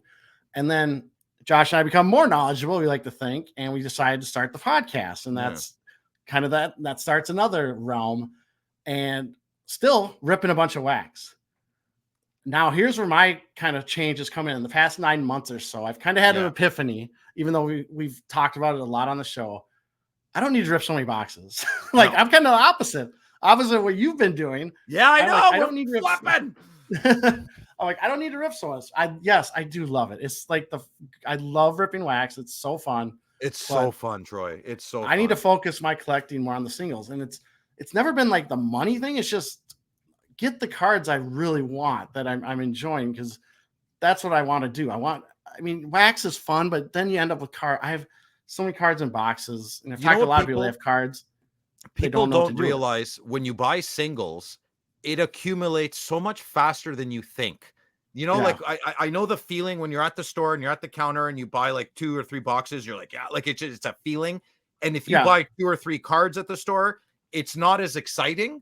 It just isn't. There's something about buying 2 or 3 individual cards. It's not as exciting, but I'm telling you, everyone listening, look back in 6 months, you're like, holy crap, I have like 35 really good cards. If you bought boxes, you would not have 35 really good cards. You'd probably have 4. And 2 of the 4 you wouldn't really want. You're just tricking yourself and thinking they're really good cards, and you're being tight with your price and trying to trade. Buying singles is where it's at. I mean, we're adults now, so like, I don't have lots of money, but I have adult money, and my son's kind of pretty much grown up for the most part. Yeah, I can be a little silly with my money and buy some boxes here and there, right? I can. But the big money is for the big cards. Exactly. It has to be. It's a smart way. It's fine. I gotta remember that thought you said about like the shows and buying all the singles and boxes, because now I've kind of flipped, and my goals now are Minnesota North Star players, Minnesota Wild players, Pekka Rinne, and then sometimes Ottinger and Bossy. Definitely dropped off on those 2, but still Pekka. And then I've added Marian Gaborik as a PC player, because I started thinking, that's good. Nice. Yeah, I started thinking back on how much I enjoyed watching him play, and how he was really the Wild's first star player. He wasn't a superstar, but he was a star. He was pretty close. He was close. I saw him play live. He's pretty good, man. Yeah. I know what you mean. That it's a big difference. It's Kaprizov we consider our first superstar. He's a superstar. Yeah, he's a superstar for sure. And then I also, speaking of that point, I really like raw cards. And when I buy, I don't seek out graded cards, and I have a stack of graded cards that I'm gonna crack. I don't want them in the case. Try. Well, it doesn't do anything for me. I know some people say for protection, and that's please. But I don't like them in there, and especially the Beckett ones with the sleeve. It just I don't like how it looks. I don't get why people slab. I don't want to get into a slab bashing thing here, but like patch cards or thick cards, or even that Wayne Gretzky base card. Really, like, what are you doing? I like it for young guns, maybe, or anyways, but if you are trying to get value, I get, or trying to sell and make a profit, go for it. Like, I get that. If you want to go full capital, like I'm a capitalist and this is the hobby I'm going to make money in, props to you. I appreciate your honesty. All the best to you, sir. But I'm probably not going to be buddies with you. I'll buy cards from you at a reasonable price, but I'm not in this I have my real job to be, an apex predator and try and get my money. I don't have it. I don't have an interest in this at all. And then when you go back to the card show focus, like really the Spring Expo in Toronto and the Montreal Expo, you scored huge at the Montreal Expo. I scored huge, but I don't think I've had more fun than just plopping down in front of dollar boxes and just going through them. Like, hunting. I've always searched them before. But I've never like parked myself and was great, Troy, going through them all. And I was so happy for you, because that's what you're there for, man. You're getting the smile. You can't hide the smile, right? Like when people say, "Oh, Phil, you get so happy when you get a card." Everybody does. You all just seem to hide it. Stop hiding it. Big smile. Like, you got some crazy good cards there, man. Well, I'll tell you what's great about going to the shows in Canada, like Toronto, Montreal. I plan to go to Edmonton. I want to see that one too. But yeah, that's okay. It's like you'll get boxes there that we call them dollar boxes, but they could be anywhere from $1 to $100 cards. Oh, easily, yeah.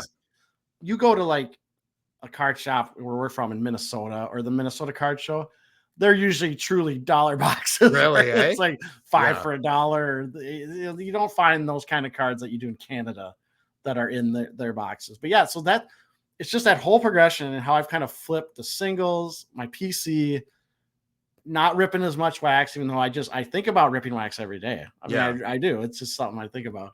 And then like the box hunting and everything. And then I don't think I'm going to be stepping out of line here. I don't want to talk for Josh, but he's talked about it on the show too. I've seen him change where at the beginning he was kind of just all over. He would buy everything, like just kind of all over. And it took him a couple months, maybe a year to really find that focus. And now you see him, he's doing some set collecting on those OPGs. He loves the Globe cheese.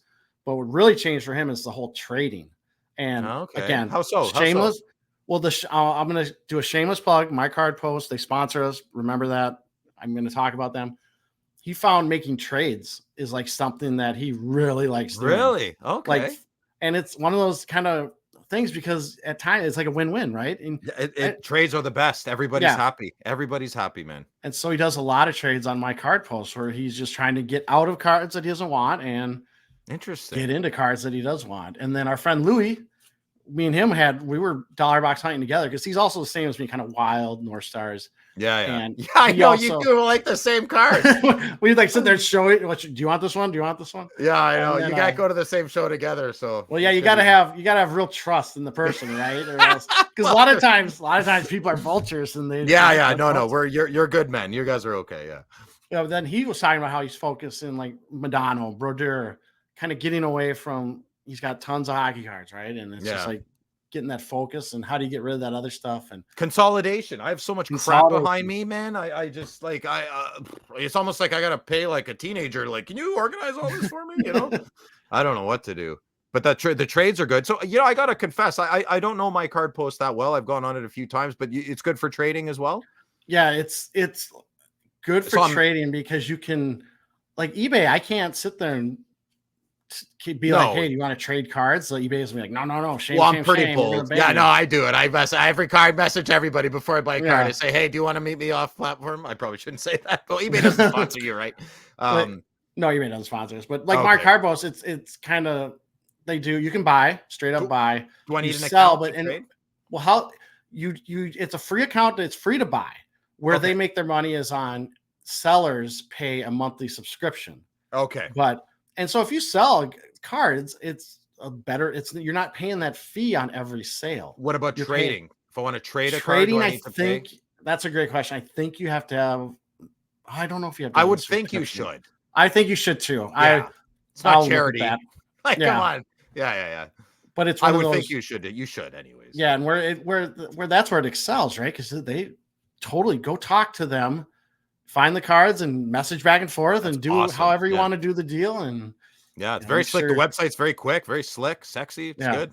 I should probably. Anyways, again, remember sponsor. So just yes. But yeah. So I just wanted to kind of talk about that journey and how it's changed and how we've both changed and we've seen it. And just to let everyone know it's okay.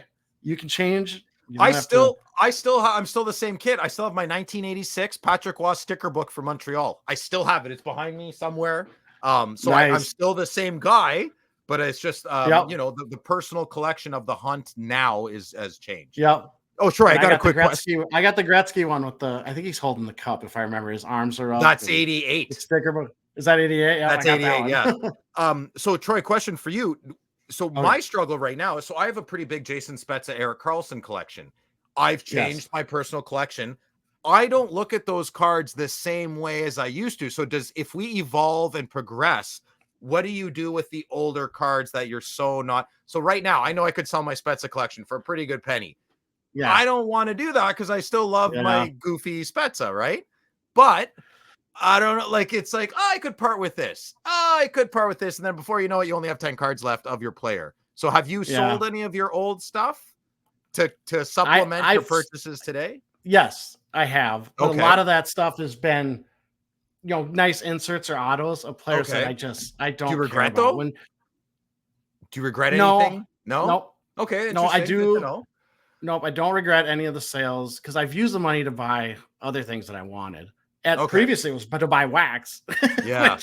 So don't do like I would never sell 3 old cards that I kind of like to buy wax because then you're just like, you're not. Well, wait till personal pickups. You're gonna see. What I just talked about is like right there. You're gonna see it. But okay. I'll stop talking. But say I changed and say I don't. Here's an example. I know it's like a battle. Say you're a big Carter Hart guy, right? Okay. And then that stuff comes out and you're going to let it play through the process, but say it's bad news and you want to get out of Carter Hart.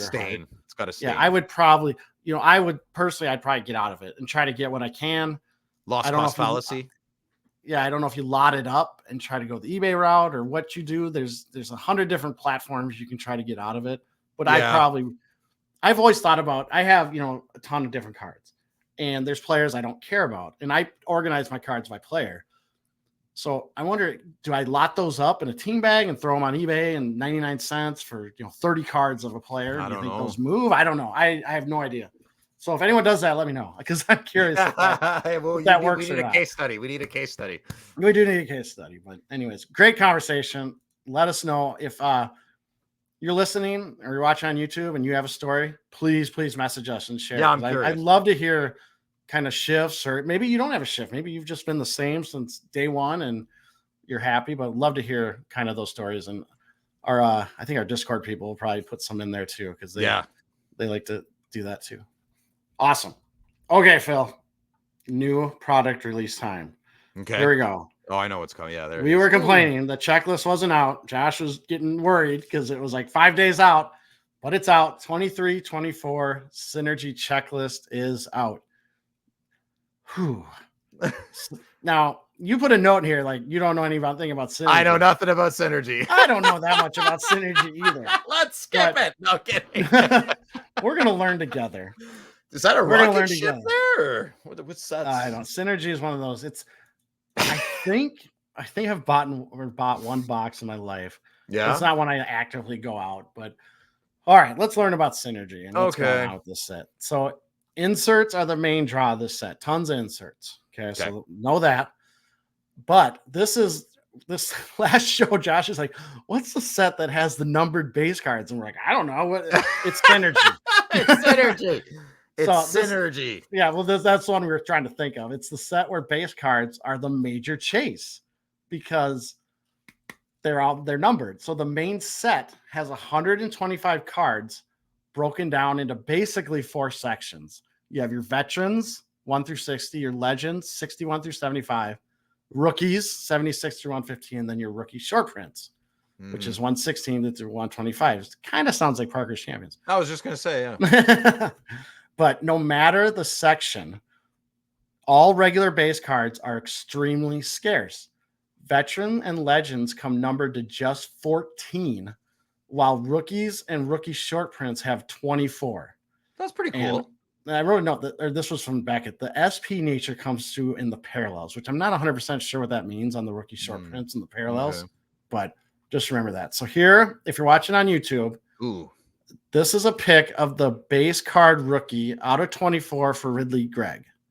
So that's what they look like. It's ugly. This is another one where I think in hand it probably looks better. I'm not a big fan of the curtain effect here on the I don't like that. The little the pillow embossed there. Or what's that? I'm not the biggest fan of this, but you know what I am a fan of? It doesn't have the upper deck. And the Synergy. Okay. I've always complained about Synergy because I think it's an energy drink. It like the logo and everything reminds me. You did say that, energy drink, but I think they do a good job here. I'm not sure I like the curtain or the pillows here. Me either. But I like how they blend it in, and it's a low tier box, I guess low tier. Yes. Yeah. Okay. Like above OPG. Yeah, I'll read the price. Yeah, definitely above OPG paper. Okay. So again, I think these do. I think they're shiny and all that. You're probably right. They look better in hand. I bet they probably do look a little bit. But so that's the base rookie right there out 24. Parallels are a little more abundant. Every pack has a red version. So there's the reds. Of these, half can be used for the product's bounty program, which I'll get to at the end. And then they have purple parallels that come numbered to 99. Okay. So keeping with us, I know this is hard if you're listening on audio to remember all this. Some of the base cards also have signed versions. Purple autographs, which you'll see on screen, are numbered to 65 or less for vets. Yeah, we're showing a WA on screen. 35 and under for legends, and 99 or fewer for rookies. So on screen's a Patrick Waugh, purple auto. It's a legend, so it's out of 35. That's one of the ugliest cards I've ever seen in my life. I can't get over the pillow effect here. The purple. Yeah. Anyway, it's not my. Well, it seems like purple is the new 101, right? Or black, it's black weird. And purple sometimes. Is that a sticker? That's not a sticker, eh? I don't think so. Oh, that's a good question. If it is, they usually on the sell sheets where this is coming from, these are kind of like they blend it in. Josh knows that stuff more than I do. But make sure you look it up. If you're concerned about that, make sure you research this product before you go out and buy it. Okay. The rookie SP tier also has portrait variations numbered to 14, along with autograph red out of 25 and purple out of 10 versions. So this is where I start to get my brain starts hurting because we're getting all into the parallels and the inserts. But okay, now it's the inserts. Now it's time for the inserts. There's a bunch. So I'm going to show on screen. Rookie Journey returns with each featured player getting 3 different cards. There's a draft, a home uni, and an away uni. Base versions have 999 copies each with additional red, green, and gold parallels. Similar structure and parallel lineup for synergistic duos. Synergistic duos. Synergistic duos. I think I to get rid of the L. I added that. It's synergistic duos. Versions here include current stars, star and legend, and then star and rookie. So obviously duos, 2 players. More serial numbered inserts are available. There's Light Up the Night out of 999. They also have pink, blue, green, and gold parallels. And they're all out of 999? I think just that one, the serial numbered Light Up the Nights. Okay. And then the pinks would be like 799? Yeah, the pinks are 699, blue 499. It's like trilogy. They're not it is. Yeah, Well, the artifact, all of them are half these crazy. Yeah. Okay. There's also Light Up the Night autographs that top out at 99 copies for vets and 100. Is that the big card? What's the big card, Troy? Oh, not that. No. Is it the doubloon? No, that's a lure, right? Doubloon? No, there's some.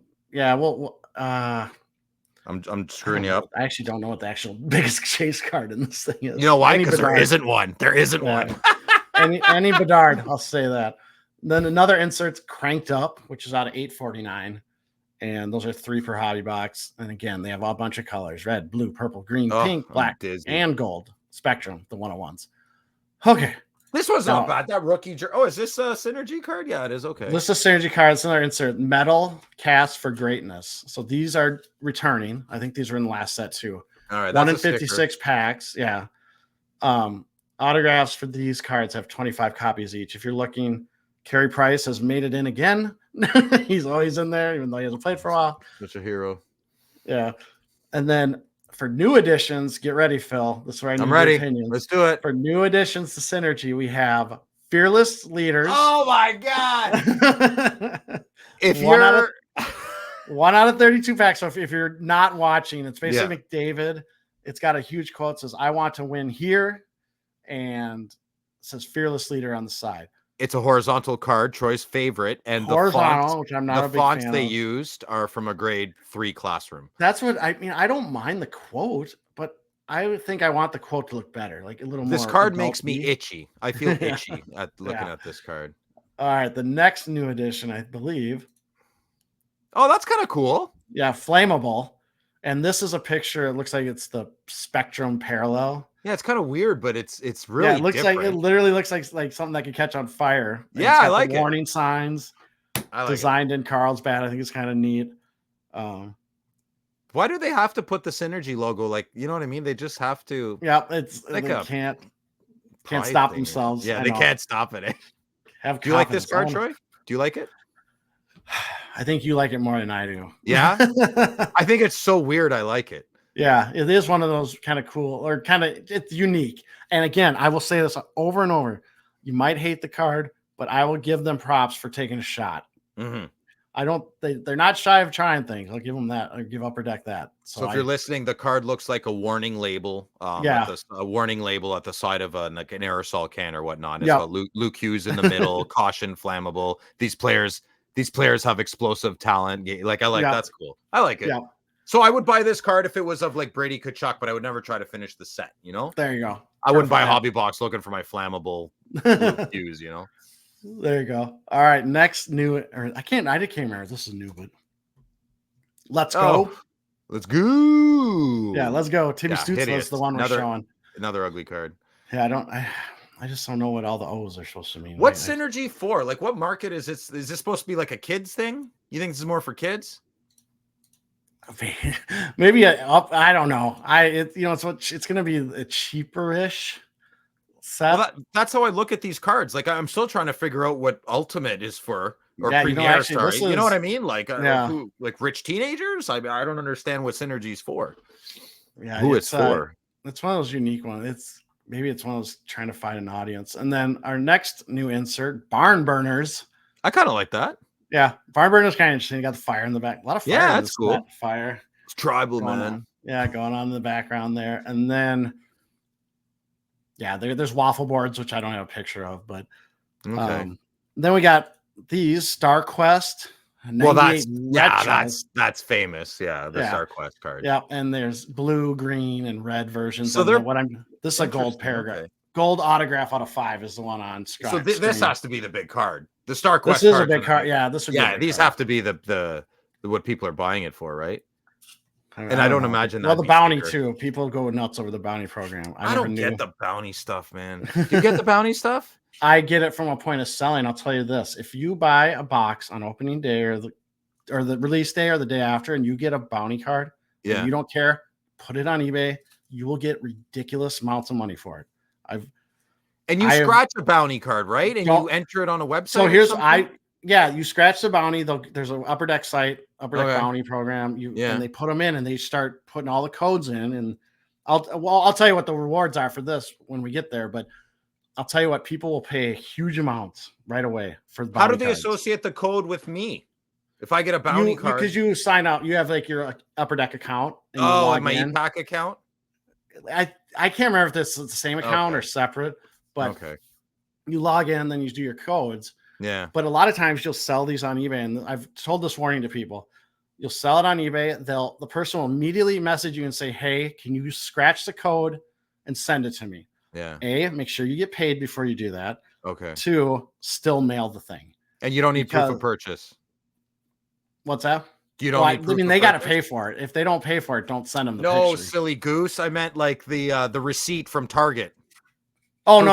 You don't need that. None of that. No, you don't need that. You can sell the card without your Target receipt. Yeah, Upper Deck don't care about that. So.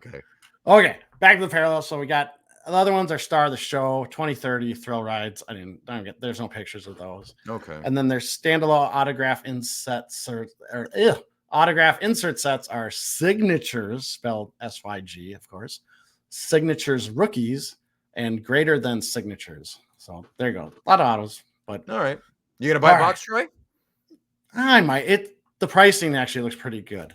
Ooh. So we'll get that. Here's the bounty program. So there's a bounty. It revolves around the red parallels. So when those are the bounty cards, are the red parallels. Half of them, I guess, when you flip them over, they'll have the code. First 25 collectors to build and register the complete set with code versions receive a gold parallel set of, I guess, the whatever the red, like the parallels of those, you get the gold parallels. Okay.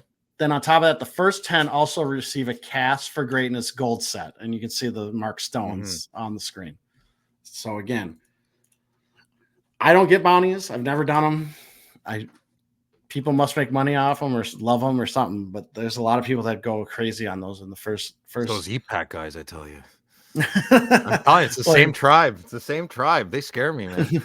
All right. Now I did look this up. There's 37 different types of Bedard cards. And it 37? I think 37. Like that doesn't include one of those cards could be out of 100 or something, but there's just 37 different Bedard cards. And then 8 of those look like they're auto cards. Oh, so that's cool. Okay. Just in case people want to know that, there it is. All right. top level stuff. Cards per pack, 3 in a hobby box. 8 packs per box for hobby box. You get 16 boxes per case if you want to go the case route. Release date June 5th, subject to change. And what to expect in a box. You'll get a 2030, Star of the Show, or a Thrill Ride. There's 5 total. You'll get 3 cranked ups, Barn Burner, Fearless Leaders, Flammable, Let's Go, or Waffle Boards. You get 1 of those. 3 light up the night. You didn't pull it up, Troy. What is it? No, they didn't have it. They don't have a picture of it. Oh, they don't. Okay. You get 3 total Rookie Journey or Synergistic Duos. You'll get 8 red parallels, and then out of the numbered base cards, autographs, or premium inserts, you get 1 total. So that's that. And then if you're looking at pricing, David Adams in Steel City in the U.S., $119.95 U.S. What? That's not cheap. Well, it's cheaper than OPG paper, and Bedard's in it. With Bedard in it. Okay. With Bedard in it and 120 US, I think it's a win. When's it coming out? June 5th. Canada right now, 401 Games has it at $149.95 Canadian. Clouts and Char has it at $169.99 Canadian. Yeah, of course they do. Yeah, I don't know. I thought it was cheaper. Like it seems very Mickey Mouse to me. No, I think it's hard for any set to get under $100 anymore. Maybe I'm being a bit harsh. You're right. US, sorry, I'm talking US. But yeah, so there it is. Okay. I know Josh has a lot better overview, but I thought Troy, that was fantastic. Don't cut yourself short. Chin up, soldier. Let's go. All right. Let's move on. Let's move on quickly from the synergy. No more questions. Let's move on. Okay, so that was a fantastic recap on synergy. Thank you, Troy, on behalf of all the listeners. I've confused myself even more. I've gone cross-eyed, blimey. All right, time to give a shout out. PWCC is a Gong Show partner and sponsor. We thank them for supporting our show and the hockey hobby. I put up on the screen the weekly auction. Go out there and look at it right away. There's 7 Wayne Gretzky patch autos in every week. There's so many. It's crazy. There's already available. Again, PWCC, they have the weekly auction. They also have a fixed marketplace. Go out and check it out.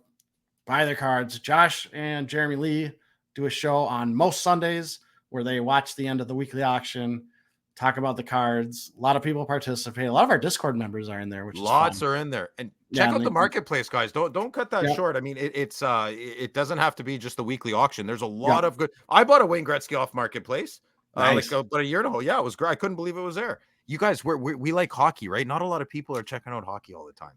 Yeah, so definitely. But again, pwccmarketplace.com. Check out everything they have to offer. All right, Phil. Mailbag time. You're gonna help. Okay. You're gonna help with this mailbag. Yes, I have. I have a lot of opinions. A lot of opinions. Okay, from YouTube. This. I apologize. I'm gonna get this name wrong. Hanifteja 5109. I apologize. HANIFTEJA 5109. What would you consider a complete set in today's hockey card climate? Would that include all base cards? Or would a set include parallels and base cards mix as well? The modern day of collecting is tricky, confusing, and expensive. Amen, brother. All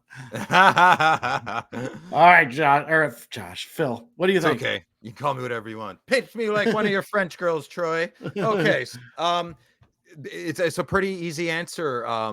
Hanif, we'll just say user 5109. Yeah, there you go.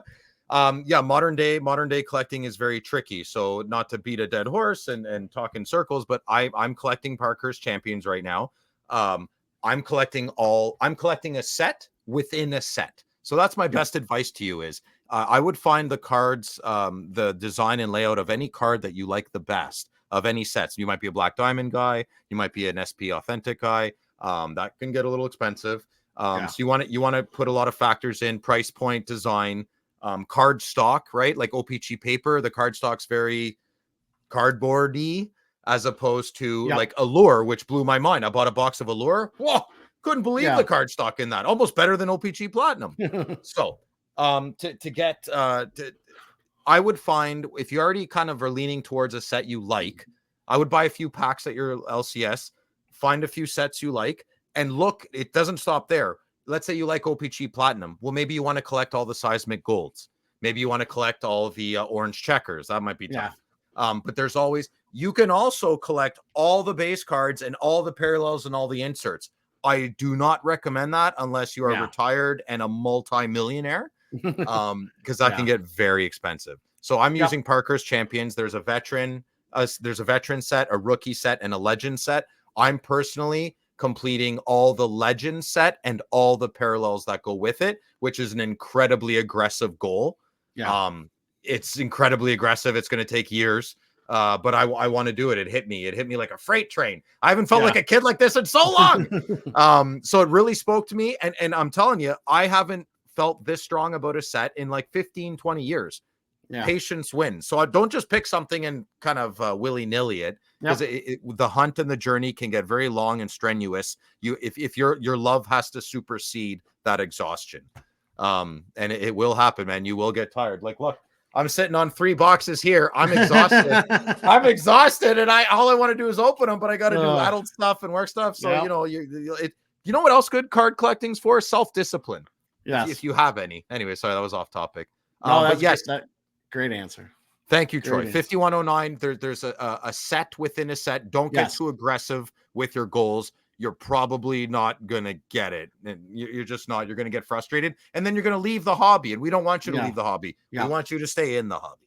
Yeah, I like the set in a set approach. And to me, it's almost too, if you go back to the question, it's like a set is kind of what you make it. Troy. Yeah. You can say, okay, I'm just doing the base. There's no right answer to this. There's there's just, you can collect all the goalies of a set. Yeah, you can collect the goalies, and that's a set. Yeah, you can make that. Totally. So, obviously. Yeah. All right. Next question from Discord. Cigar Scott. Was there ever a time there was hobby love for PK Subban? The league seemed to bend over backwards to make him the face of the league, put him on video game covers, and so on. But I never once encountered anyone that actually collects him. Well, Phil, you being our resident Canadian expert. Do you have any thoughts on PK Subban? If there was ever a hockey hobby market or love for him? Well, I'll just reread the question. Was there ever a time that there was hobby love for PK Subban? No. No, there was not. There you go. He's just, you know what? He walks. I'm very loud and bombastic-y, I guess. And I rub people the wrong way sometimes, and I've accepted that, and that's okay. But I like to think most people are okay with, wearing my heart on my sleeve, and I say dumb things all the time, man, but I come by it honestly. I think PK Subban says a lot of dumb things, and he doesn't come by it honestly. And I think that's why people don't like him. I've got no problems with the guy. I don't know him, but he's very loud and outgoing, and he's kind of everybody's friend, but you can kind of smell the grifterness. Interesting. Him. And I feel bad. He could be a super nice guy. Maybe he's trying too hard. He doesn't have the most likable. I don't know. I've never met someone that's like, well, I love PK Subban. He's great. Like, I've never heard that. Well, see, I will say this. I do like him on ESPN, but that's about it. Like, I mean, I think he's a great entertainer. Like, with his, noises his face makes. Yeah. And I actually had to research this because he's NHL 19 cover athlete. I didn't even know that. But a lot of people didn't know he was also on the cover of NHL 13. What? It was a Montreal exclusive and only available in Montreal and Quebec. Of course. Quebec. Yeah. I guess they did different. They did a different cover athlete in the different provinces that have an NHL team. And I guess Calgary. He was loved in Montreal until he wasn't. Yeah. Right. Yeah. They loved him until it almost got like he tried to. I don't like being this negative, but he almost got bigger than the team in his mind in a weird way. That's the feeling, the stank he gave. Yeah. And then, the city of Montreal is not going to put up with that. Yeah. Go ahead. Yeah. And I was thinking, you look at his career too. I mean, no cups. He does have a Norris. He's hurt a few people. He chopped Mark Stone's finger. Like, that was bad. He had a whole city of Ottawa hates PK Subban. That's true. Yeah. And he didn't make the playoffs his last 3 seasons with the Devils. So I'm wondering that probably. Good point. Today with that kind of stuff. So. And the big mouth on him too. Just yeah. So, sorry, Cigar Scott. No. Never any hobby. He's putting all his cards on eBay for sale right now. Sorry, bud. All right. Next question. Instagram. Philip. And I'm going to say it's Dohring. I'm going to go Doring. Philip Doring. Yeah. Yeah, if that's wrong. Hi, guys. First of all, thank you for your content. Also, listening to your podcast in the car helps me improve my English. Oh, well, thank you. How do you see Lukas Reichel's potential as far as trading cards are concerned? I would be very interested. Greetings from Dusseldorf, Germany. This is the thing that always blows my mind. I still can't wrap my head around someone in Germany is listening to this. I know the internet's an amazing thing, but it's like I can't. Like, I remember the first time I ever at work when I had a call with India, it just didn't make sense. It's like, how can we even like work? You're together? International, Troy. Heinz gets velvet. Yeah, there you go. Okay, Lukas, do you have any thoughts on? No, I don't even know how to spell Reichel, so it's all you, big boy. Yeah, so I was thinking about this because it's really hard to get a grip on anyone from Chicago besides Bedard. And again, the team was just terrible. We knew they were going to be terrible. Yeah. Chicago's terrible. Bedard, one little bright spot. And this was Reichel's first almost full season in NHL, and he only had 5 goals, 11 assists for 16 points. However, previous season, he had 7 goals, 8 assists for 15 points in only 23 games. And this year, I think he played 65, and he had 16. Oof. So that's concerning and not what you want to see. Now, again, he's young. He's 22. Chicago did sign him to a 2-year extension in May, so they still have some faith. But this is almost now, you better prove it to us. I believe he got a short-term deal, or don't ask me how the whole contracts work, but it seems like you got a 2-year kind of show me deal is what they're kind of doing. And if he doesn't produce, he's going to be in trouble. Like, I don't know if Chicago will want to stick with him. Yeah, it's going to be a short leash on that. Can't put it up with Bedsy. I mean, and he struggled. His confidence, play dropped as the season progressed. And eventually, so I kind of was reading through his progression this year. He got moved off Bedard's line. Then he got moved to the 3rd line. Then he was a healthy scratch. And then he got sent to the AHL. But he did come back up to Chicago in March. So it was like a month he was in the AHL. But, back to the question, there's definitely potential in Reichel. However, for card values, he's got to show something the next 2 years, or I think it might be a Would you say hit the bottom? I mean, not yet, a price point? There's still, I always remember I will always remember Reichel because when the draft lottery happened and Chicago got the number 1 pick, his cards skyrocketed. Oh, really? Interesting. Because we were watching like ComC, and they were just they were getting sold like crazy because everyone's like, oh, he's going to be with Bedard and all this stuff. So it's nuts. But So, but again, thank you for the question and the kind words. All right. From Discord, High Gloss CBJ. If you look at most of the higher end rookies, they were with their draft team for most, if not their entire career. When other stars who have changed teams, their cards don't get nearly as much love. Do you think there is a large correlation with a player's rookie card matching the team they played for the longest? I'm curious if this is because most collectors have a team they collect or if it's something else. I love this question. Yeah, it's a great question. I'll go first just quick because I said this is a research project. This is something I need to talk to Josh about, and we should do some research on this because I don't have a great answer off the top of my head with my knowledge. So I think he's right. I think there is a correlation, and I can't put my finger on it. I'll use my example as Zibanejad. I also like to call Pajama Dad. But anyways, I loved him in Ottawa, but his big knock was he was kind of lazy. He was more interested in his DJing, but the fans, I loved Zibanejad. I have so many of his cards. And then he got traded, and I vowed to myself, I said, I don't care. I'm going to keep his cards. I love Zibanejad. He did nothing wrong. They were sold and traded within 3 months. I didn't want that in my collection. You're not an Ottawa Senator. See you later. I think maybe the correlation is he's not established yet. Maybe that's the big one, right? Like I'm trying to think. I think you're right, Troy. It's a research project, but like Gretzky, you can't use it as an example, right? Anything in Oilers, Kings, and Rangers, everybody loves. Yeah. Like who's somebody like Lemieux played for the Penguins? Like what are some big names quickly we can think of? Like I can't think. Like if Connor McDavid gets traded, that's not going to affect his cards, would it? I don't think so. I don't think so, but I don't know. This is just a great question. And it is so good. It opens I up. I don't have a good answer, but we'll make Josh do this research and see. We'll make Josh. All right, next question from YouTube, Mr. Mesluk. I'm so bad. MESLUK. For new collectors, what's the best bang for your buck type hobby box outside of the 1-pack boxes? Ugh. I don't know. So I kind of thought about this. So I said, if you can find it under $100 US, Parker's Champions all day. All day long. All day. It's just a great value. On-card autos, game use patches. You can hit some really nice short prints of legends, variety of parallels, and they're not. There's a variety of parallels, but it's not enough to water it down. You don't have 20 parallels. Mm-hmm. You have 6, I think 6 or 7. Also, anything before the most recent release of OPG paper, because Bedard's in it and they made the product stupid expensive. But I've always loved OPG paper from a value perspective. The best set with your kids too. Yes. And the designs are great. They're so retro and vintage. The colors are bright. I'm OPG paper. I'm a big fan.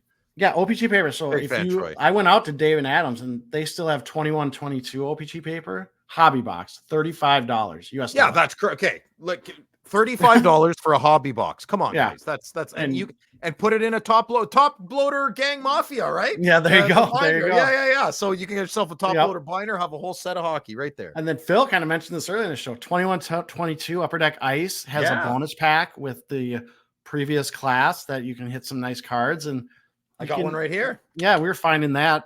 You can find that if you can get under like 80 US or 70 US. I mean, got it 110 Canadian. Yeah, I'm holding it up if no one can see. It's 21-22 Ice with Matthew Tkachuk on the front. I got it for 110 Canadian. Great box. Great box. Yep. And then the other one, I just thought off the top of my head, I don't know what it's at right now, but if you can, this is a 1-pack box, so I'm going against the question, but if you can find Stature for cheap, I would always rip Stature just because I love the look of those cards. Maybe it's not the greatest value play, but if it's cheap enough, it would be. But do you want to know when I gave up on that, Troy? When I found out the 101s had a 101 with the home and the away jersey, I was like, they duped me. The whole photo, they duped me. Photo variant, design variant. Photo and design variant. I know but what a beautiful set. Beautiful set. Yeah, beautiful set. All right. Okay, next question. Instagram, Top Shelf Cookie Sniper Podcast. Which insert do each of you like the most in 22-23 Parker's Champions? Ooh. Phil. Yes. What is part 2 of your diabolical plan to take over the Gong Show? All right. What? That's what he asked? That's the second part of his question. Is that with Jay? Yeah, that's Jay. What's your favorite insert in Parker's Champions? The black variant. Okay. The black variant. It's out of 10. It's beautiful. Yeah, go ahead. I was just say I said I like the 51 retros. I know you don't, but I like the little 51 retros as long as they don't fall out of the they fall out of the stack and hit the ground because they're kind of hard to keep in there. Look, Troy, I have all of these. You have tons of them. Yeah. Look at them. I don't even keep them. I just thought they're this week. I'm not going to go out and collect them, but I think they're a nice throwback. And then the 50s flashbacks, I just laugh how ridiculous they are, or some of them are, like banana cream pie, power steering, gallon of gas for 27 cents. Come on. I mean, who doesn't want that? But again, the patch autos are fantastic. The blacks, fantastic. The blacks are the black out of 10s. Amazing. Are they all out of 10, or does it depend on? The blacks are out of 10. Yeah, those are great. And then Phil, what is part 2 of your plan to take over the Gong Show? Are you trying to push Josh out? Or are you trying to push me out? I just want to be a permanent sidekick, a permanent guest. You know, like whenever you guys are in a jam, you just call me. I'm good to go, bro. I never in all of hockey cards and my loud collectorness, I don't want to be the primary. I really don't. I like to be off to the side, you know, as an accent. Yeah, an accent. Kind of like at the Montreal show, you were the leader and I just kind of followed you all. Yeah, that works too. As long as, I don't know, man, everything's organic. That's been happening with everybody. And it's, I don't know, everything's been great, right? So excellent. All right. Next question. Instagram, Drop the Puck Cards. Yes or no question? Oh, I love this guy. I like his channel.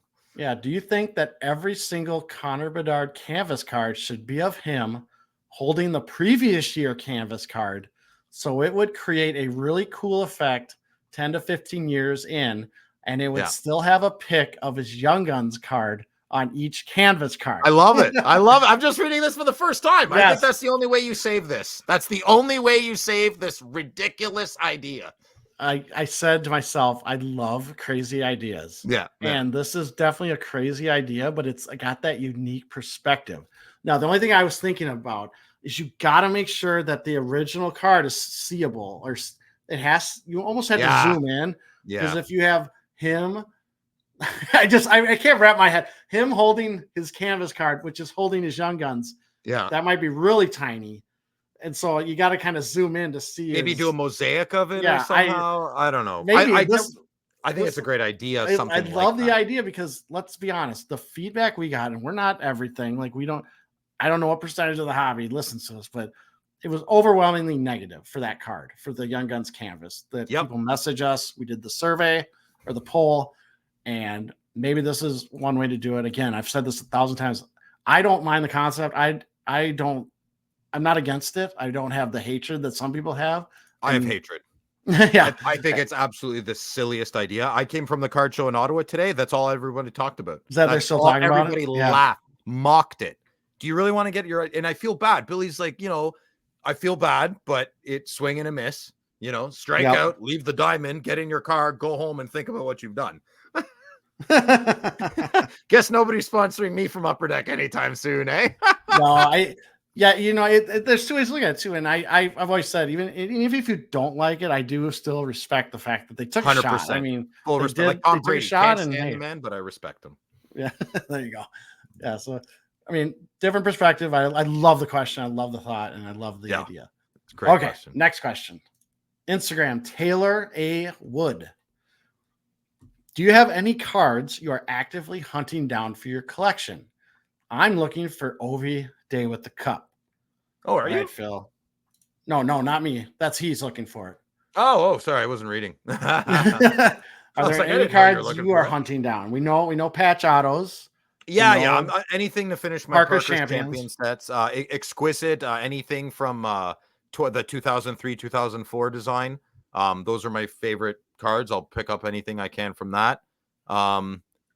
That's about it. I'm a very picky collector, as you know. So I don't have a lot I look for, but when I see it, I pull the trigger if I can.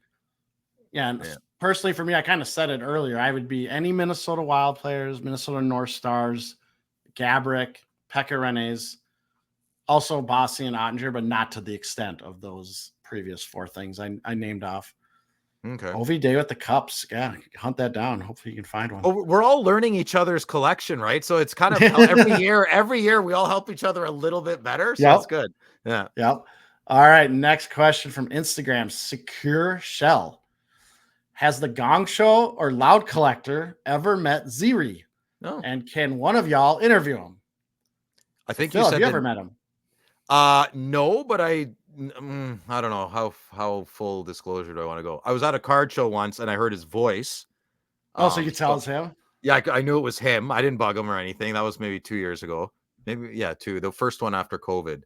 And funny enough, I bought a card from him off eBay about 3 weeks ago, and I sent him like a really nice message and everything. Got nothing, no response. I got it mailed in a top loader with no packet. It was, remember, in the bubble mailer? I showed you. That's right. He just put it in a bubble mailer with nothing else. I was like, okay, I guess he doesn't like. He's like, watch this. Yeah. So no, I've never met him either, and it's actually a good idea because he's got a channel that's really popular. Yeah, it's great. It's great entertainment. He does a fantastic job. So yeah, definitely add him to the list of potential guests. I think he likes his privacy, but you might be able to get him. Yeah. All right, next question. Instagram, Matt Sottle, Sottile. Apologies, I know I probably butchered that. Thoughts on black diamond quad diamond relics? I recently got one and love the card, but don't know much about the diamonds themselves aside from the fact that they're man-made. Any more insight or info on the relics? Okay, so I had to look these up. I mean, I kind of knew what they looked like. So here's, if you're watching on YouTube.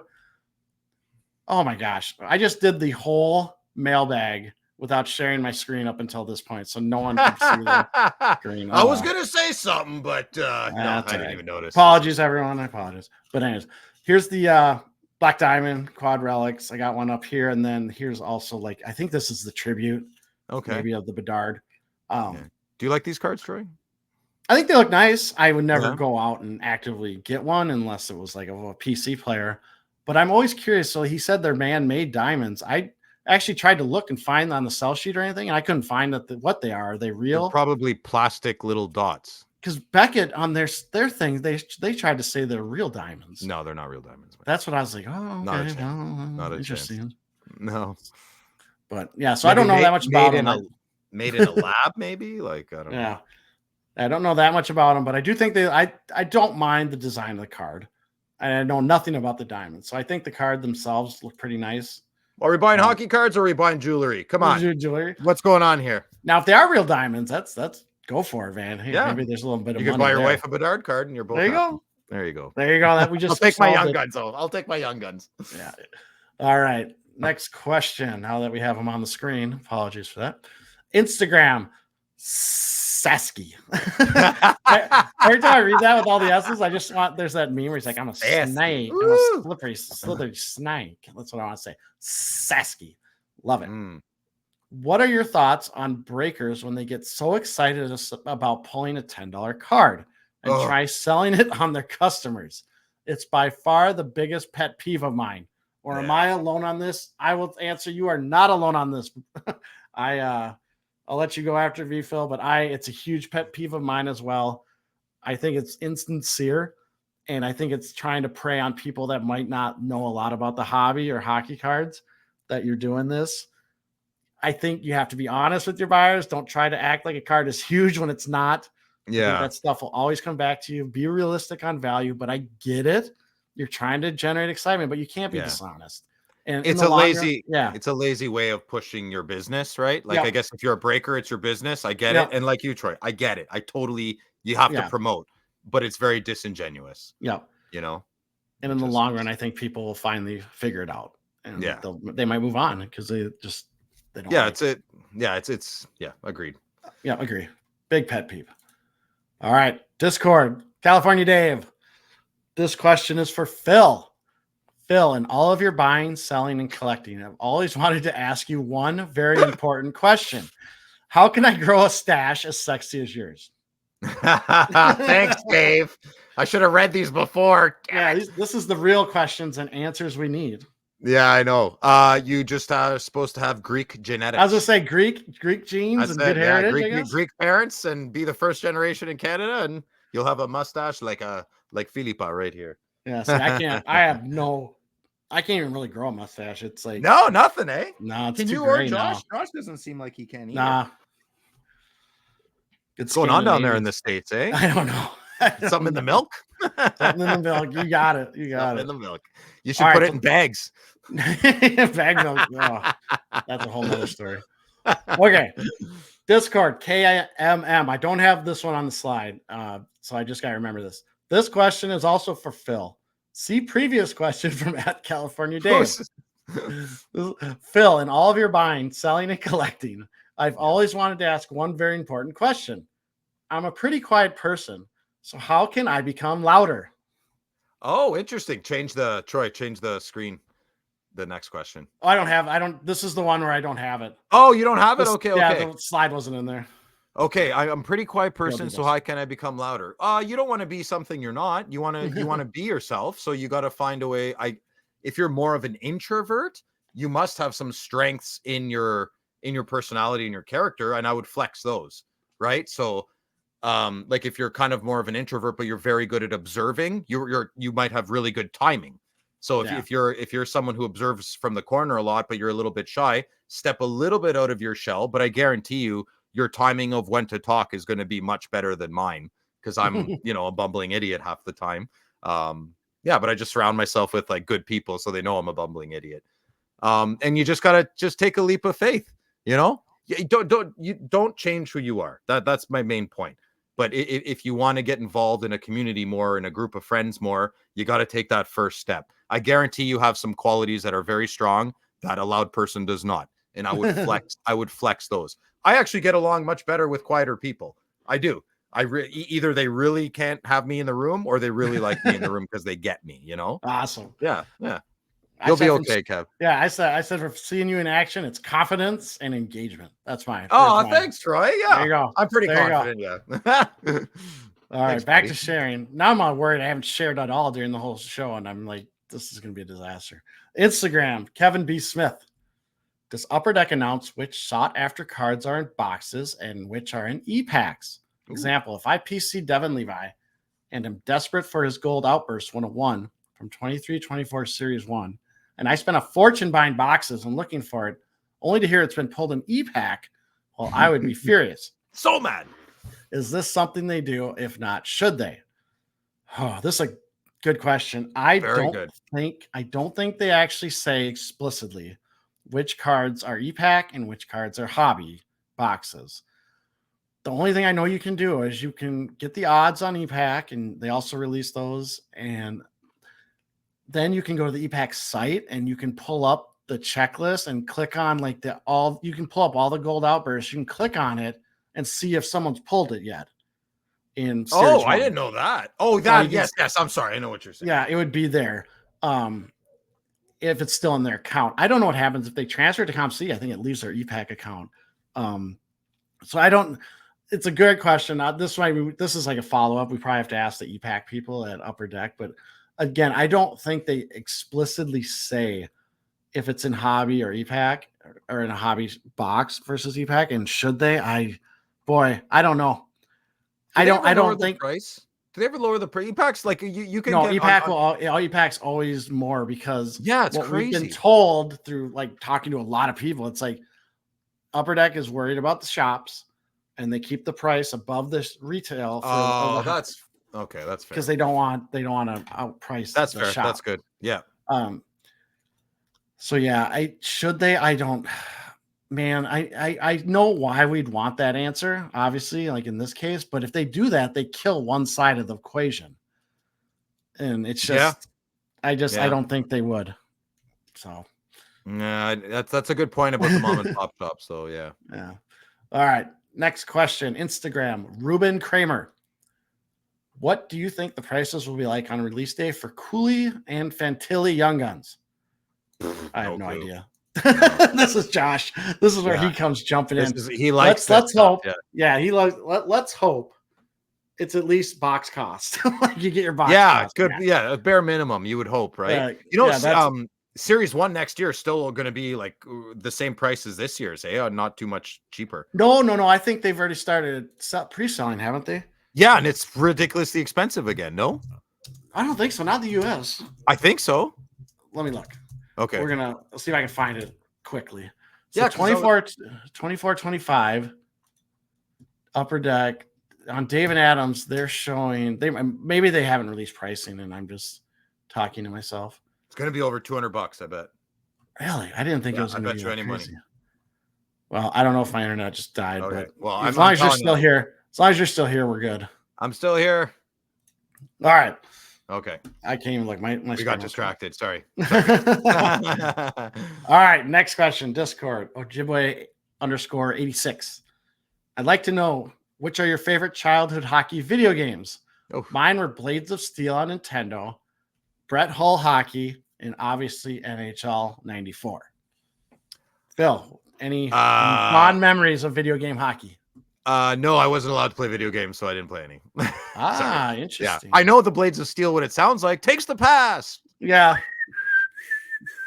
That stuff. Yeah, Blades of Steel, definitely. I put it on my list. Definitely Blades of Steel, but I remember both the arcade that had the roller ball, and you're like, it looked fun. I know what you're talking about. I just never played it. Yeah. And definitely the Nintendo version. Ice hockey for the Nintendo was a classic where you had the fat guy, skinny guy, and then the average guy. I played that one a ton. No. Oh, it was awesome. Like the fat guy had a huge rocket. The skinny guy could just fly around the ice. Oh. I missed that part of childhood, man. I was in Bible study or organizing my cards. EA Sports, NHL hockey. I remember all those. I remember playing the first version in 91 and then 93, which was only called NHL PA hockey. Because in 93, I don't think they had the teams. They just had the players. Is this computer or Nintendo or? This was Genesis. Sega. Yeah, and then NHL 94. I can't remember if those other two were on Super Nintendo. I think NHL 94 was on both. Okay. Or Genesis, Super Nintendo, or I can't remember. And then I used to play Wayne Gretzky 3D hockey on the N64 a lot. I don't think it was very good. Yeah. But I played it a lot because maybe it was just the only game available. That's all you had, maybe? Yeah. I bought NHL 98. That was the first video game I ever bought for myself. Yeah, and I was terrible at it and I stopped playing. No, I don't do the buttons. I don't know how the fast twitch is, and I'm not a video game guy. And when PlayStation came out, there was a game called NHL Face Off. And I always remember it was made by 989 Games. I played that a lot because that sounds like you played all of them, Troy. I did play a lot, and then this question was for Troy. Yeah, I wrote this myself. I played. No, this is you, Euro Jibbo 86, aren't you? Yeah, there we go. I played NHL 2K on the Dreamcast, and there was. I mean, I remember Genesis had this game called Mutant League Hockey, where it was like trolls and aliens. You know all of them, man. There's a lot more out there. You know what I've never gotten into, and I wish I had the time. It's called like East Side Hockey Manager, and I think there's another one where it is almost all like you're just running a team. And you're not really playing the games, but it's like to a T. It's got the collective bargaining agreement in it, and you're like managing everything, finances, the concessions. Hasselhoff would love that. Oh yeah, the scouting, the coaching, all that stuff. But I've never gotten into it because it's just time sink. Oh, okay. You'll have to tell me more about that off air. Definitely about that. Yeah. All right. So that looks like it was our last question. So thank you. Thank you to everyone that wrote in. So next, personal pickups. We got to end the show with personal pickups. Yeah. We got lots. You got lots too, Troy. Yep. Phil, you're going first. So I'm going to bring it first? up. Okay, I'll go first. I'm sharing it. There we go. There's the first one. So if you're listening and not watching, you're looking at a Parkhurst Legend game used auto patch. Out of 10, number 1, Dominic Hasek. Yeah, the patch is really ugly, but it's not because it clearly looks very game used. Yeah. So I traded my Slavkovsky beautiful 3-color patch auto straight up. Traded it straight up like a recess schoolyard deal, man. You want this card? Yeah, I want your card. Boom, boom. We shook hands. It was over. And that card is on eBay right now for $5.99. But the Dominic Hasek is at home with Loud Collector in Ottawa. Nice. Next card. All right, here it is. Thank you, Troy. So what you're looking at is a Parkhurst Legend, no patch, just straight on-card auto of Ray Bourque. Now I guess this is just this is an on-card auto of his regular Legend card. So would this be a buyback? No, this would not be technically a buyback, right? No. It's just a parallel auto. Yeah, it's an auto. It's an auto. So I picked that up. I got that for $180. Should I be telling prices? Who cares? Oh, you can, definitely. I mean, I don't care. I want people to know, right? So, so what you're looking at on screen right now is a Parkhurst Legends out of 15 blue parallel insert of Peter Forsberg auto. The person I got this card with Troy. Yeah, you remember when I got this? Yep, I was with you. So I had I traded a PSA 10 Wayne Gretzky 2001-2002 Young Guns PSA 10. Since I'm on a scorched earth thing with PSA right now, I was very, very okay with letting go of that card. And that card's about $400 to $500. The guy had $500 on this Peter Forsberg auto. Absolutely insane. This card's probably worth $150. Yeah. But there's only 15 of them, so I have to take advantage, right? So this is the bane of my existence when this kind of stuff happens. This seller, he was like, okay, well, I'll sell it to you for $400. This card is not worth $300 or $200. It's worth about $150. And because you know why? Because he bought like 4 cases of Parker's Champions, and that's the best card he got. So he's getting his money back. So I have to play this game with this guy. So I traded him the Wayne Gretzky PSA 10. I also traded him like a Connor McDavid ice card. I mean, it was silly. I don't care. I know his currency, and his currency was quantity, not quality. Yeah. So he could fill his showcase. Oh man. Anyways, I'm not going to say, it doesn't matter. Some dealers I get along with, some I don't. So I did what I had to do to get this card, and he won that trade 4 times over, but I don't care. I got my card, and I'm happy, but I definitely remembered who it is. And I know moving forward, I'm probably not going to be nearly as close to as generous next time. So he hosed me if he's talking to his friends, but I got this card. So it's okay. It's okay. And those are my pickups, and I love them. Oh, you have another one. You have another one. I do? Right here. Oh, yeah. I picked up a Quinn Hughes. Oh, yeah. This is another great story. Bigglesworth in the background. Yeah. I got the cat in the background. I couldn't find my stand, so I had to rest it on his butt. But so here's another good story at the show for you guys listening. I found this Quinn Hughes card. So now I'm buying the more 2003, 2004 exquisite designs. I saw this Quinn Hughes card for $650, right? And I'm like, okay, it's not a patch, so obviously it'd be way over $1,000 if it was. I was patient. I didn't talk to the guy about it. About an hour later, I see the same card at a different table, not same card, same Quinn Hughes card, but different number for $250. $250. And I did it. I said, would you take 200? He said, sure, no problem. So I got this card for $200. And that card, so look at the price disc. Is the guy selling it for $650 trying to rip somebody off? No, he's not. No, he's not. He's just trying to get what he can get value out of the card, right? He was actually a really nice guy, and he could have picked it up for $500. Yeah. Right. So the game is exactly what it is. It's a game. Patience wins, boys. Okay. Awesome. I'm good. Thank you. Awesome. Now I'll go with mine. So here's my first one. Oh, yeah. 2004 in the game. Franchises West autographs. North Stars. Tom Reed. So what a card. Adding to the North Stars collection. I like how it looks like a little notebook. Now it is a horizontal card. I get it. But nice on card auto, North Stars. You take these when you get them. Tom Reed, long time Wild radio guy. I think he finally did he retire? Can't remember if he retired yet from radio, but yeah, he's been involved with the Wild for a long time. All right, next card. So nice. 2019 Upper Deck Chronology, Timeless Memories autograph, Marian Gaborik. I kind of like the silver auto. Again, horizontal. I don't know why I'm falling in these horizontals. I think, this is from the 5-goal game. So I just love that picture. Love the little shout out to the 5 goals. Yeah. Upper Deck logo right in there. Yep. Upper Deck logo. Very big and prominent. Very big and prominent. And then they're part of his night. Yeah. Yeah. These next two I just love. Oh, beauty. This is 2020 the Cup signature unis away autograph out of 35. So again, clean auto, no smudges whatsoever. Looks fantastic. Nice. And I got this for like $25. Yeah, that's insane, Troy. That's crazy. A cup card for $25 with an auto. Yeah, it's wild. Yeah, it's great. And then I got the other side of the equation. I got the home one. So that's awesome. And the home. Now the home one, little streakier auto, not as nice on here, but it does have this nice patch down here. So that was kind of the trade-off. I kind of the bottom's good. The eyes go to the bottom anyways. Yeah, and it's about the same price, little under $30 for this one too. So, do you think Louis making a little hair doll, voodoo doll of you, and he's just because Louis doesn't? Yeah, Louis not. Actually, Louis given me a couple Gabriks because he's not the biggest Gabrick card guy. Okay. And then it's so funny. I don't know, say 7 shows ago, I brought up that I bought a Gabrick and it was a stick card. I can't remember what the exact name of it was. It was numbered out of 35. That card has got some stories. It has been on a journey. I've watched it. It still hasn't got to me. Really? But it's just moving. It's come from Canada, and it's been to like Vancouver, to LA.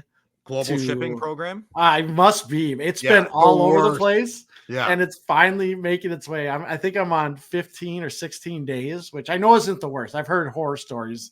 No, but it's just... It's watching with their efficiency experts. I'm sorry, going to 7 different airports is the definition of not efficient.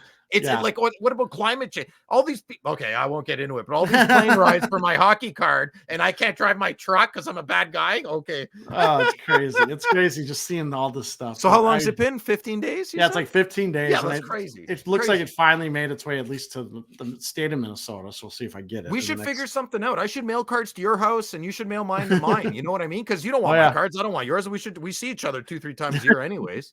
We'll talk later. Awesome. Yeah. Well, that's it. That's it? Yep, that's it. Aww. Now I got to do this little spiel that Josh always goes off memory, and I've got to try to read it. Is he making you do it? Yeah. Yeah. If you like this episode, please leave a rating, review on Apple, Spotify, or whatever podcast app you listen to us on. If you love the show, would like to support us, want to chat with us in the Hockey Cards Gongshow Discord server, please consider a $5 a month out of $1.99 support level tier on Patreon. Link is in the show description within our Instagram profile, or you can search Hockey Cards Gongshow on the Patreon website. Please follow us on social media. We are on Instagram, Facebook, TikTok, Twitter, YouTube, and Phil. The Hockey Cards Gongshow podcast is a production of Dollar Box Ventures LLC. Ooh. I apologize that I forgot to share a lot of stuff, but it is what it is, and we will see everyone next show. Thank you. Sure. Oh, actually, no, we're not gonna stop yet. Phil, thank you for hosting. Oh, Phil, you're welcome. Plug. Yes. What do you want? Do you need to plug anything? No, I'm happy. I'm good. I wish the show wasn't over. I'll plug it. Loud Collector, YouTube, Instagram. I don't know if you're on everything else. Yeah, that's good. Check him out. I forgot to give you a little plug. Usually it's Josh that forgets that part. Now it's me. But again. All right, everyone. We will see you next week. Thank you.